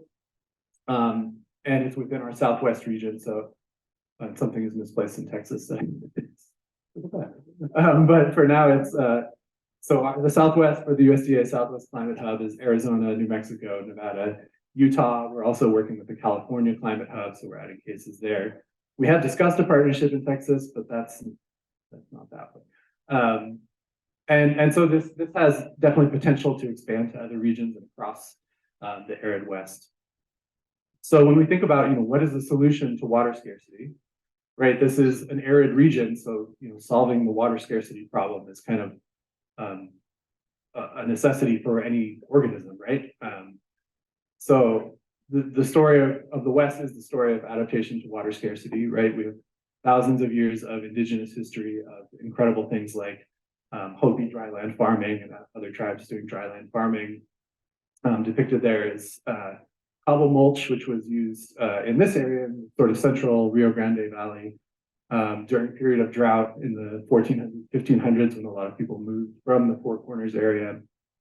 And this technique to capture moisture and recharge it into the soil was one of the big things that allowed population to expand and allowed those cultures to feed that population of growing corn. Right, and then we have the other kinds of solutions like pumping more water out of the ground, right? And that can have drastic consequences, right? One, you run out of water eventually. You also, the earth cracks open underneath you, right? So every solution, right? We want to think of solutions as positive, but solutions also have trade-offs. They create winners and losers. Any particular solution is going to frame a problem in a certain way, right? And what works in one context might not work in another. So what we're doing here is kind of collecting them all into a database, right? And we're thinking about adaptation and maladaptation as kind of existing on a continuum, and everything is really somehow in the middle here, and we want to highlight these trade-offs. So I was asked to highlight, so again, we have about 180 cases, and I was asked to highlight ones that have to do with tribes in the Southwest. So first, this is just showing you some of the ways that you could find that information in the database. So I've gone to the filter tool at the top here, a category here that's called heritage crops for arid lands, and then I've chosen indigenous and ancestral techniques. So, and then we have about 30 results. So some of these tepary beans, that's a particularly drought adapted bean that's cultivated throughout the Southwest historically, and getting some more interest as an alternative crop now. Navajo churro sheep, which are, bred from sheep introduced by the Spanish 400 years ago, and they're very adapted to arid conditions, and there's a movement to recover those. These are more in those kind of heritage crops and indigenous techniques. So Mexican June, a type of corn that was widely grown in the southern US in the early 20th century, very well adapted to drought, and was like really displaced by the high yielding hybrid variety, but actually does better in drought condition. And here we've zoomed in on a case. So this is a farm on the Tohono O'odham Nation that's harvesting water into these big catchments that then recharge the groundwater and allow them to grow crops without irrigation out in Southwest Arizona.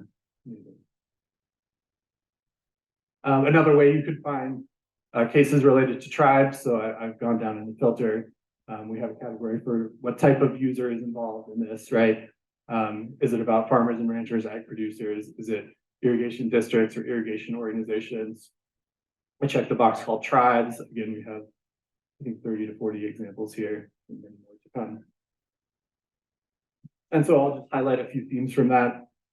I should say, for the first year, was really focused on Arizona, and we're kind of expanding out across the region. So the examples I'm highlighting here are a lot from Arizona. So one of the themes we see is tribal projects focus on riparian restoration and environmental flows in some cases. So this is the example of the Gila River Indian community in central Arizona, which has a very large allocation of water rights resulting from settlement of their water rights claims in 2004. One of the things they're doing is they've created these recharge basins in the Gila River, which are riparian wetland areas, and then it's also recharging groundwater. And then they actually, well, we'll go on to what they do with it in the next slide, but we have other examples here from the lower Colorado River, the Oaxaca Tribal Preserve. In the upper right is from the Salt River Pima Maricopa Indian community, again, creating a new, restoring, but creating a new wetland space.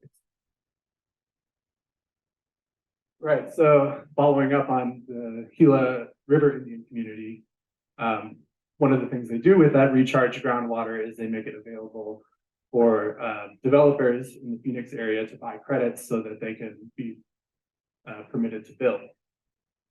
So I call this, tribal partnerships for water security.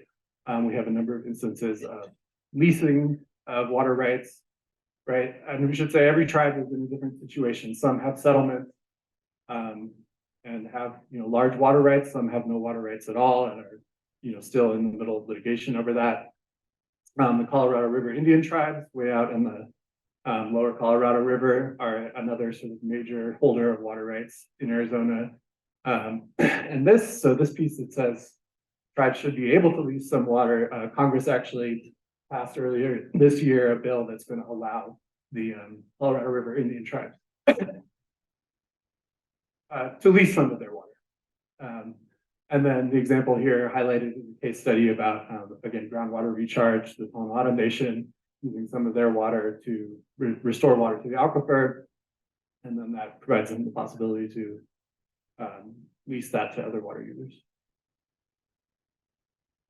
Right, and then we would also have to mention some of the unfulfilled promises and infrastructure projects that have not been delivered to tribes, right? So what's pictured here is a proposed tunnel to divert water from the Black River to the San Carlos Apache Nation so that they can expand agriculture.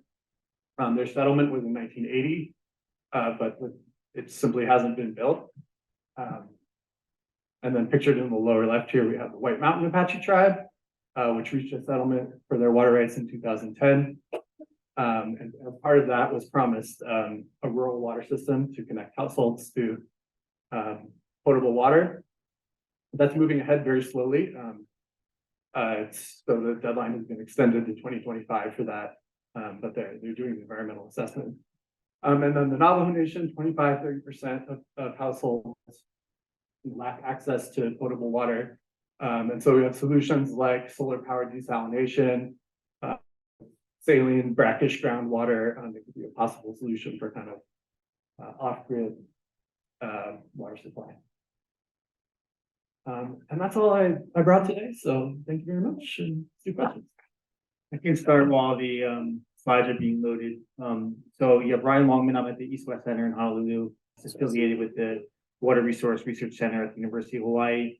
And I'm here with Derek Ford and Trail Hugh. So I'm going to tell you about how we got here. The PDKE, there are some people in the audience that may have seen some of this stuff. So I cut down this part of the story quite a bit. I'm going to talk about part one, how we got here. All right, there is drought in Hawaii, despite being a tropical landscape. In a lot of areas, we do have a windward, leeward side that both experience drought conditions. A recent paper by Abby Fraser shows that drought frequency, drought duration, and drought magnitude have all increased on a decadal timescale. This paper just came out in 2022, but we've been monitoring this for the last 5 or 6 years. The trend has been significant. So some early work in this, Abby Fraser and Christian Giardina put out this report for managing the effects of drought in Hawaii and the USAPI. And they did a bunch of legwork on this and determined that really there was a need for a knowledge exchange. Resource managers had said that there really wasn't a place to get data and information. There wasn't a good communication between scientists and resource managers. So the idea of the knowledge exchange kind of popped up. And Christian and Abby went out and wrote a grant to kind of address that. And the Pacific Drought Knowledge Exchange wasn't quite the acronym that it is today, but the idea was to do some kind of work around a knowledge exchange. So the PDKE did emerge through that grant, and the PDKE demonstrates these. Okay, so back to co-production. Again, theoretically, I understood it, but not until I really started digging in did I really kind of get it. Because I come from academia, and I'm kind of still in academia, and there's these two types of information transfer that I see commonly occurring in academia. The first, I call it the ivory tower approach. And this is where, up in academia, people come up with some great idea, great paper or report or model or something, and then they just launch it out of the window or off the top of the tower and hope that it lands in the resource manager's hands and they're able to do something with it. They move on in hopes that it gets used in some way, but it doesn't really matter to them whether it gets used or not. The other approach is the loading dock approach. This is kind of when you get prescribed something to do and then you kind of back up, drop it off, and then pull away and hope that it's useful. Again, not really an efficient way to get things done on the ground. So that's one way line of communication. It's not what we use for the PDKE. We use the co-production model. This is where the researcher and decision maker are there at the onset, and as I'll mention in a second, the PDKE proposal was written with the actual resource managers, very, very unique in that sense, bringing them on board at the very, very, very beginning and then going back and forth. And that way you have these products that are developed, it's two-way communication. You have products that are developed with the resource managers in mind from the very start of the project. And that's kind of what we build everything on. We don't do anything in the project without some type of co-production element to it. So real quickly about the pilot, we had 3 partners. Again, they were there at the beginning of the writing proposal, 2 on Hawaii Island and 1 on Maui. And we piloted the project by, just working with them First, it was some insight. We went in person in November 2019, February. We all know again what happened after that. We had to go to a virtual setting. So our third partner, I don't think we had that same level of communication, not having that as in-person visits to that site. But again, we had a lot of success from this. We got a lot of good feedback, and it kind of propelled us to where we are today. So 2 deliverables from the pilot project. We have these plain language fact sheets that we developed, 10 of them. Some of them are site specific for the partners. Other of them are statewide fact sheets. When we distribute them where we go, a lot of these events, Derek has brought some with us. We're going to put them on the table outside if you're interested. But going through that process of fact sheet development, again, with our partners. The other product, which Derek will talk to you about very specifically, is our climate change, climate variability, and drought portfolios that we tailor for individual resource managers. And now the reason I'm mentioning these 2 things is because they're kind of our cornerstones of the project. The 2 things we know how to do, we know how to do them good, and we're continuing to do them today. Other things we did, a drought needs assessment for Hawaii. This involved, comprehensive literature review, meetings with resource managers, ranchers. We did some workshops and trainings, and then we also have an Indigenous drought knowledge assessment that's included in that. NIDIS funded this work, and this will be published soon. We're developing into a manuscript right now. We also work with NIAC's team and the Southwest Climate Hub. Some folks in the room here today were part of this adaptation planning and practice course. Brought together 40 resource managers from around Hawaii to participate in this course and to plan for adaptation in the future. It was really an awesome opportunity to engage. We kind of went in there with the PDKE kind of banner. We also got a publication in DAMS, which is the flagship journal for the American Meteorological Society. It's a short summary of the meeting, but I'm really proud of this publication. There was 10 authors, and we all contributed equally to it, which is, I know I'm very active in publishing, and it's very uncommon to have that kind of collaboration in a publication. So really one of my most favorite papers I worked on. And then also we're moving into the space of, the Olelo Hawaii translation, taking some of our products, translating them to Native Hawaiian, bringing some of that cultural information into our portfolios. And it's a space that luckily we have Alyssa Anderson on the team that's helping us facilitate that. So that's how we got here. That's all stuff that happened in the first early parts of the PDKE. Where we are now, we have this stewardship team, folks that kind of meet regularly. We meet every single Monday at 10 a.m. This group of folks, 2 with me, and then Abby and Christian, who are not here. We figure out day-to-day activities. We work on writing grants, plan our different meetings. It's always a busy hour every Monday morning, but a great team that meets there regularly. We have a steering committee, people that meet quarterly. They show up. We always have a topic that we kind of engage in to try to make the best use of the time. It's only a 1-hour meeting. And then we have an advisory council. They meet annually. They help us figure out the future directions of the PDKE. Our annual meeting was scheduled for Tuesday, October 2nd, but we just pulled the plug on that on Monday, given our federal engagement that we have. We had people traveling out federal. We had folks that were presenting that are federal. So unfortunately, given the uncertainty, we had to pull the plug. So a lot of this stuff is kind of in transition. We're still trying to figure out roles and where people are in our future direction, but we'll get back to that sooner than later. A little bit of the history. So PDKE is entirely grant funded. The first grant that I mentioned by Christian and Abby, that was our pilot funded by the Pacific Island Climate Adaptation Science Center. I got hired on with that initial grant at the East-West Center. And then there was another grant that was written. We work in Guam, Palau, and Yap. And then NIDIS came in with a grant to help us fund some work in the ranching sector. We hired Shereel as kind of an educational outreach person at that time. She just finished her bachelor's degree. We had a couple more grants during that time. We did the NIAC's proposal, another podcast grant to do some scaling up.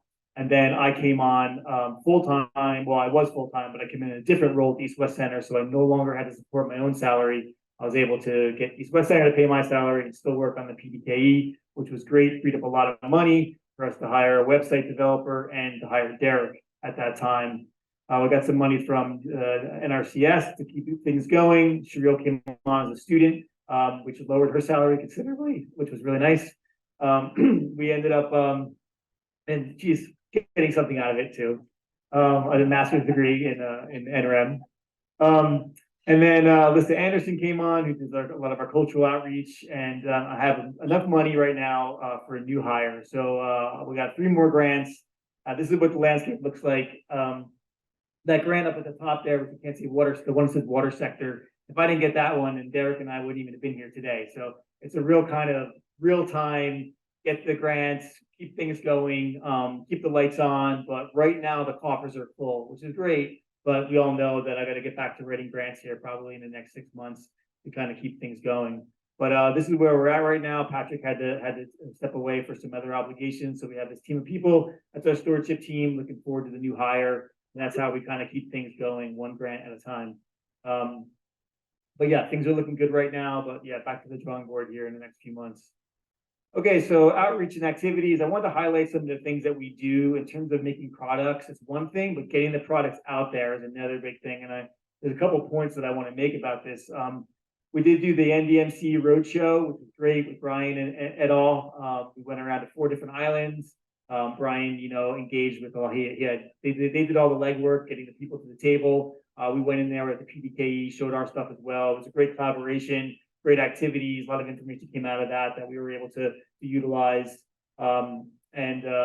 Because of those meetings, actually, a lot of other things stemmed. So because some people that Brian had invited to the meetings learned about the PDKE, offered me other opportunities, which I'll get into in a second. One of them is again that grant from the Commission of Water Resource Management in the state of Hawaii. We were at Hawaii Cattlemen's Council annual meeting. Sharil's going to talk to you a lot about that, but the cattleman space is an interesting space to come into. It's something you don't just jump into and, right off the ivory tower. You have to kind of enter that space really, respectfully and gradually. And we've been doing that over the last few years.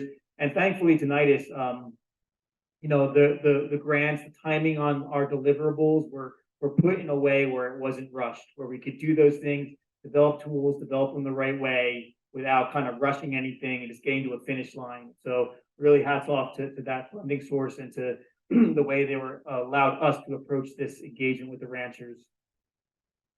We went to a Celebrate Micronesia Festival. We produced a fact sheet for that using drought monitor data for the US API. Again, engaging with the Pacific community, which was interesting. Folks that hadn't really seen a lot of this stuff, really community-based information. We went to the Hawaii State Climate Fair, which was kind of a new thing, but that kind of stemmed some engagements as well. That was in Hilo, Hawaii, handed out fact sheets. And then the Hawaii Conservation Conference, which is a really respected conference in Hawaii. We did a forum presentation where multiple of us, about 4 or 5 of us, did some talks about the PDKE. We had this audience discussion, which was really great, and getting feedback on the project as well. Also at the conference, another thing that stemmed from the NDMC Roadshow was someone they had invited from Ulupono Initiative, said, "Hey, I really liked your work." Somebody I had known, he's like, "We have an exhibitor booth at the Hawaii Conservation Conference. You guys want it? We're not going to use it." So we're like, "Yeah, sure." So we got an exhibitor booth, compliments of them. Again, handing out fact sheets, demoing things, on the monitor, and that was a great way to engage.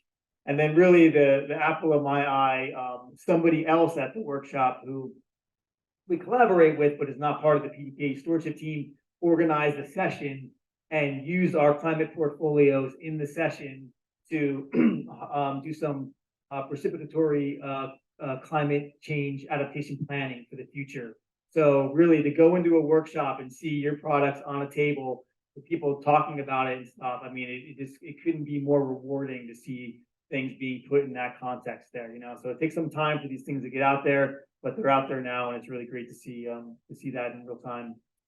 Another thing I want to highlight is the importance of team building, So we presented at the Hawaii ecosystem meeting, but with going out there, getting a team together, making sure that when you're writing grants, you have kind of travel built in there, you have these abilities to present. So presenting at the meeting was good, but also kind of real big, bringing the team together is also a really important part of outreach.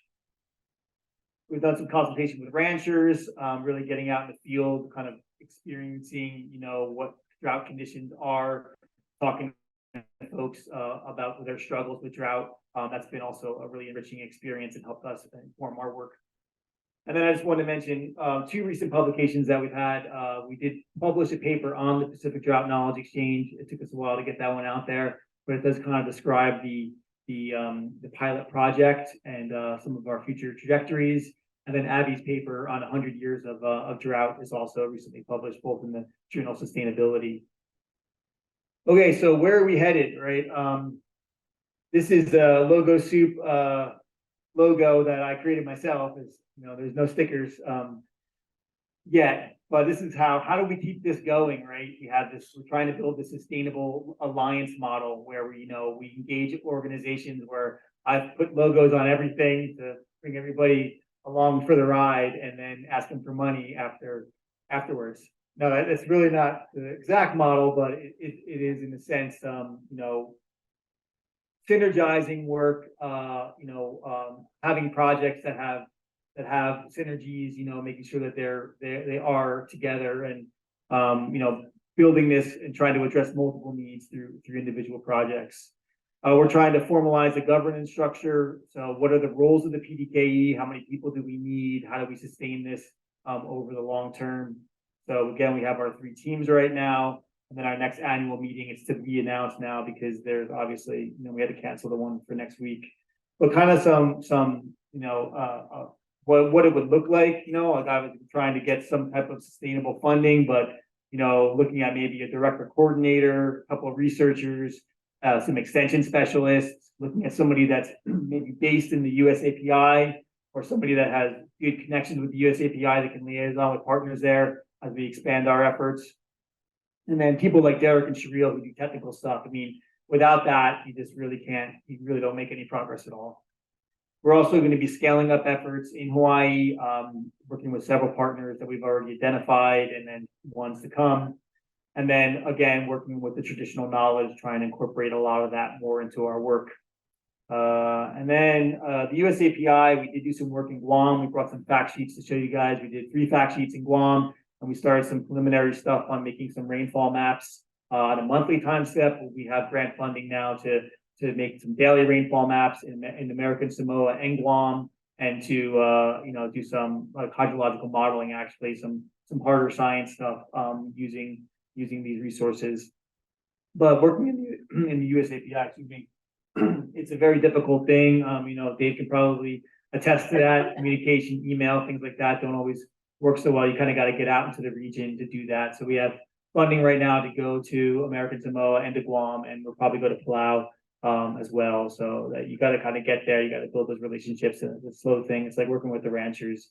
You have to kind of enter the space gradually with intention and be ready for alternative forms of communication.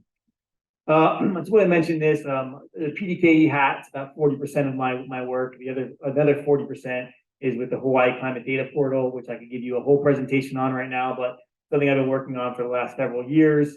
It's, you know, on the big picture, it's a place to go to get data and information for the state of Hawaii. But it's also a project to develop gridded products at a high resolution, rainfall, temperature, relative humidity, land cover, vegetation, you name it, solar radiation, wind speed, evapotranspiration, net radiation, soil moisture, the whole gambit. And the goal with that is to really have these products developed in near real time so that modelers and folks that are developing the decision support tools can access them kind of through the back door and then develop these products that can help folks build resilience in Hawaii and understand their climate and their long-term trends, you know, easier. We're also building infrastructure with the Hawaii Climate Data Portal, and Derek's going to tell you for our portfolios. We got a lot of new products coming online. We have a fire risk maps coming online, land cover maps, vegetation maps, all these things, much more. It's a really exciting project, and I'm trying to link up the PDKE and the HCDP as much as possible, given it makes my job easier to have. Yeah. Good. Also want to mention the Hawaii Mesonet. This is a 95 climate stations being installed across Hawaii. It's really a gargantuan effort. It's funded by NSF, and we are these Mesonet stations are going to bring data into the Hawaii Climate Data Portal, and then the PDKE is going to use that data to inform their products. So everything is kind of, you know, synergized along that front. But yeah, really great effort there. Tom Giambaluca, Water Research Center. I know meeting Dave Dubois at these meetings enabled me to reach out to him and have some early conversations about Mesonet and what he deals with and stuff. So again, these events are really important for networking. I will mention a plug, I do a social media post every Thursday, highlights things about drought, highlights things about new products, the Mesonet. If you do social media and you want to follow along, please do. It's something I really enjoy doing. Put a lot of thought into each one of the posts, and I just do one a week, and I have someone that helps me actually make the post, but I just got to come up with the idea, but it's really, really something I enjoy. Cool, thanks, Ryan. Hey, Derek. So yeah, I'm gonna share about one specific tool that the PDKE provides. This is the climate change, climate vulnerability, and drought portfolio that Ryan was alluding to. It's also called the CCVD portfolio, or you can just call it the climate portfolio. Cool. All right, so what this is a collection of climate and drought data products developed specifically for not your guys' area of interest, but any area within the state of Hawaii. It's composed almost entirely of publicly available data. These screenshots show where you could go to download the data, but as you all know, finding, downloading, and formatting data into even the simplest like graph or product takes a bunch of time. So we provide this portfolio as a shortcut so people don't have to do that. So it provides relevant climate and drought information for land management. And most importantly, it's completely free. A lot of people are surprised. They ask us like how much it costs. We're happy to produce one for anyone who's interested in using it. And not only that, it comes with us, a team of experts for any further collaboration. So like we can meet someone for the first time, they give us an area of interest, and we just provide this portfolio to them as like a starting point so they can check it out, figure out what's most important to them about their area of interest, and then we move forward to really pin down how to help their management operations. So how it works briefly, the whole thing is basically just a huge script in R that you put in the area of interest, run it, and it produces this whole portfolio. So we begin by defining the area of interest. It can be a property line, a watershed, or any spatial extent. The example here is for the Hei'a watershed on the windward side of Oahu. Not the driest area, but like any area, it is susceptible to drought. So from there, we extract the climate data for the area of interest from the spatial data sets that we have available. We have 7 monthly mean data sets listed here. And we also have monthly time series and future projections for rainfall and air temperature. So we can go a lot more into detail with those 2 variables. From there, we calculate statistics and create maps, tables, and graphs, like those ones shown here. And then we take all that and format it into a PowerPoint and PDF document with all the tables and figures, plus a bunch of textual explanations in fairly plain English, describing exactly what the data is saying about your area of interest. Right now, the portfolio is always growing. We're always adding more things. Right now, it's about 35 pages. So we just kind of hope there's a little bit of everything for everyone. So I'm just going to go through and kind of describe everything that's in the portfolio. So we have site descriptions, including Hawaiian landscape divisions in Hawaii, the Moku and Ahupua'a. Those are like landscape divisions that everyone's really familiar with, commonly used to think about the land. And specific Ahupua'a can have really important cultural and ecological significance. So being aware of where your area is can really clue you into a lot more things. We also have elevation, land cover and land use, and water sources like streams and aquifers. Then we go into average monthly climate conditions. So these are the 7 mean monthly variables that I mentioned. So we provide maps of each of these variables. In Hawaii, even within very short distances, you can have huge gradients in these variables. So showing this, just you can easily see how these things change within your area of interest. And we also provide this info in graph and table formats. Okay, cue Chris Farley. We have an ENSO section. So we break this down into seasonal rainfall and how that's affected by different ENSO phases. This is all built upon rainfall and ENSO data dating back to 1950.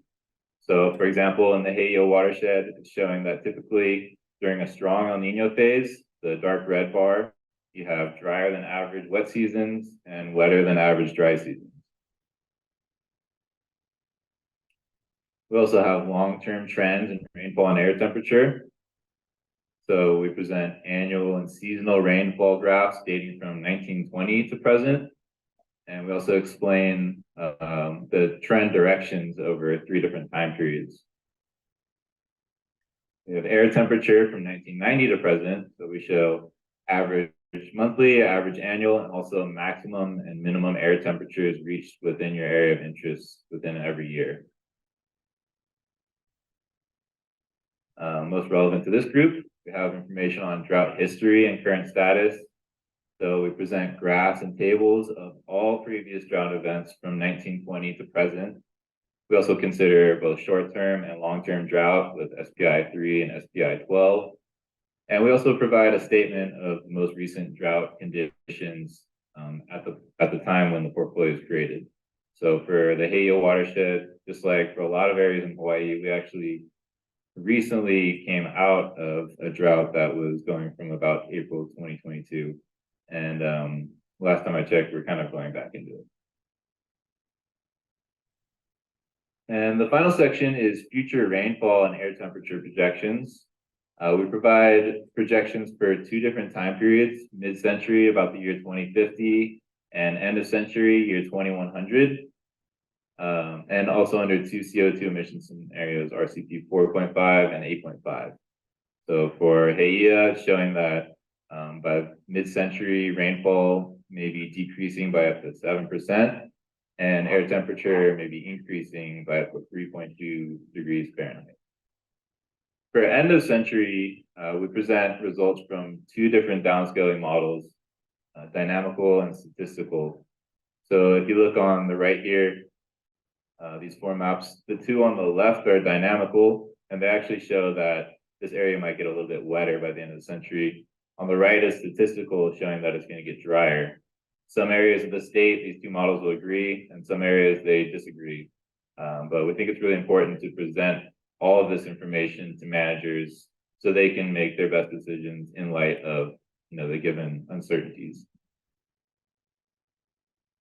So how this is being used for a native plant restoration, for thinking about optimal outplanting locations and seasonal timings, for ranching and agriculture, for thinking about stocking rates, in research, for considering how these different climate variables affect different areas of study, emergency management for planning for extreme weather events like flooding and drought, and for education, we're trying to incorporate the info from these portfolios into STEM curriculum. So for future improvements, we already have a little bit of wildfire mapping in the portfolio, but we're going to be adding more wildfire mapping, wildfire urban interface risk mapping. And like Ryan said, we're working on automating this whole portfolio production through incorporating it into the Hawaii Climate Data Portal. Currently, if you want a portfolio, you have to email me, and then I produce one for you ASAP. But with this, someone can just go online, trace out their area of interest, and automatically produce a completely up-to-date portfolio. And then, yeah, we're always trying to work on making more user-specific data products, which usually come out of collaborating and co-production. So yeah, that's the portfolio in a nutshell. Hello, everyone. My name is Shavil. While we get that sorted out, I am the student that is cheaper now than a couple years ago. But thank you, Nidus. Without them, I wouldn't be a student. I wouldn't be pursuing my master's. So it all works out. All right. Thank you. So I'm here to present the Hawaii Rangeland Information Portal. It is a website that I have created over the last couple of years. And let's just get into it. So sorry, that was probably my fault. I'm fixing things. Okay, now you can use your clicker. Cool. Okay, so again, drought is pretty prevalent in Hawaii. It has especially impacted the cattle industry. We do have a pretty significant cattle industry as well in our state. And during 2008 to 2016, we had a pretty significant drought that peaked in 2010. And in the cattle industry alone, there was over $40 million and 50,000 20,000 cattle lost and over $50 million in payouts by insurance programs. So with that and the expectation that drought is going to continue to persist as, you know, climate change continues, we decided to, well, NIDIS funded us to build an effort in the Pacific region and help the cattle industry in particular to adapt to climate change and drought. So with that, we created the Hawaii Rangeland Information Portal, and we decided to build this portal, a website, with the goal of having the ranchers gain easy access to data, proactively plan for drought and with their decision making, and understand the climate better. So I have some screenshots of the website, that's the homepage. And next is where the rancher can select their location. So I want to reiterate that we can't really use statewide data, statewide averages for decision making. We have continental scale rainfall. One area may have little to no rainfall, while 2 miles off, there's a lot more. So what we did was we created a site-specific function where a rancher can select, well, we have a bunch of squares where we believe there are ranches or we've been requested data. And each square represents one area of a ranch, and they have the option to click on it and a pop-up shows up and they're led to a website that is dedicated to that square. So if you click on one square, you're first led to a dashboard. And this dashboard, again, is for that square alone, not the entire state, not the zip code, etc. And first we have average daily and monthly rainfall within that square, temperature, daily and monthly, the last 12 months of drought conditions, as well as current drought severity to tell them if, hey, we're in a drought right now, or your location is in a drought right now or not. And also, and so gauge, so currently we're in a strong El Nino, and we provide them rainfall information for their location based on what we've seen in the past. In the past, during a strong El Nino, your location has seen this amount of rain. And so this dashboard is the first thing that the rancher sees on their website. We intended to, so we actually processed 100-year worth of monthly rainfall temperature data from the Hawaii Climate Data Portal that Ryan presented. And what we're doing is processing that data so that we can provide that information that the rancher would need to better make decisions for the ranch. So as opposed to a rancher having to look at a nearby rain gauge that may not be accurate in their data, or we met a rancher that has their own rain gauge that they created, but that may not be the case for every rancher. So we're making it as easy as possible for them, essentially, so they don't have to go to HCDP and download hundreds of maps to process their data. And again, this is also daily and monthly, so it's real-time information. And next, we have the decision support tool. Here we have the rancher put in their grass type, as well as whether their grass forage conditions are improved or not. And we use the USDA's Natural Resources Conservation Services 528 model to provide some insight into forage production for their ranch. So the model uses rainfall and that grass type to kind of show how much forage they can expect. And what we did was we took in that last rain, for example, or during a strong El Nino, 1 inch of rain, we processed that into the map and automated for the rancher. So what we have is this month and the next 2 months, I don't want to say projections, but outlook based on past patterns. So we have, based on the Enso phase of strong El Nino, the rancher for this ranch in particular can select or can expect about more than 10% of their typical production. However, as we've discussed earlier or all day today, projections and so alone may not be the best way to expect rainfall. So we also provide that minimum production. So you may expect 30% less. And by doing so, the rancher is able to better prepare, destock their cattle, apply for insurance funding, etc., and just assist them in oncoming drought. All right, so going back to what Ryan had also mentioned, we are using a co-production approach. We don't expect or want to develop a website that we create on our own and send it out and good luck kind of thing. So we went to the Hawaii Cattlemen's Council Convention last November, had a little exhibition booth, had ranchers stop by and demo the tool, and we got awesome feedback, enthusiasm. This was also asked if it's a membership subscription, how much do we pay per month? It's absolutely free for them. And we also, this past summer, went to a couple ranches. We were able to say hi to the cows and kind of we're told how emaciated they are and how their struggles are and kind of build that personal connection to these ranchers. And we are also able to walk through the tool with them, get one-on-one feedback, what's good, what works for them, what doesn't work, and we build that tool better and improve it for them. So what's next? Next week, we're actually going to the 2023 Cattlemen's Council Convention, and we're going to migrate this website to the Hawaii Climate Data Portal. We grabbed the data from there, so it only makes sense that it lives under the same website. And we're planning to launch with NIDIS, the official website, next spring. And also we're getting some interest to use this product, not just for ranchers, but for the agricultural sector in Hawaii, as well as conservation efforts. So we're looking forward to considering those options as well.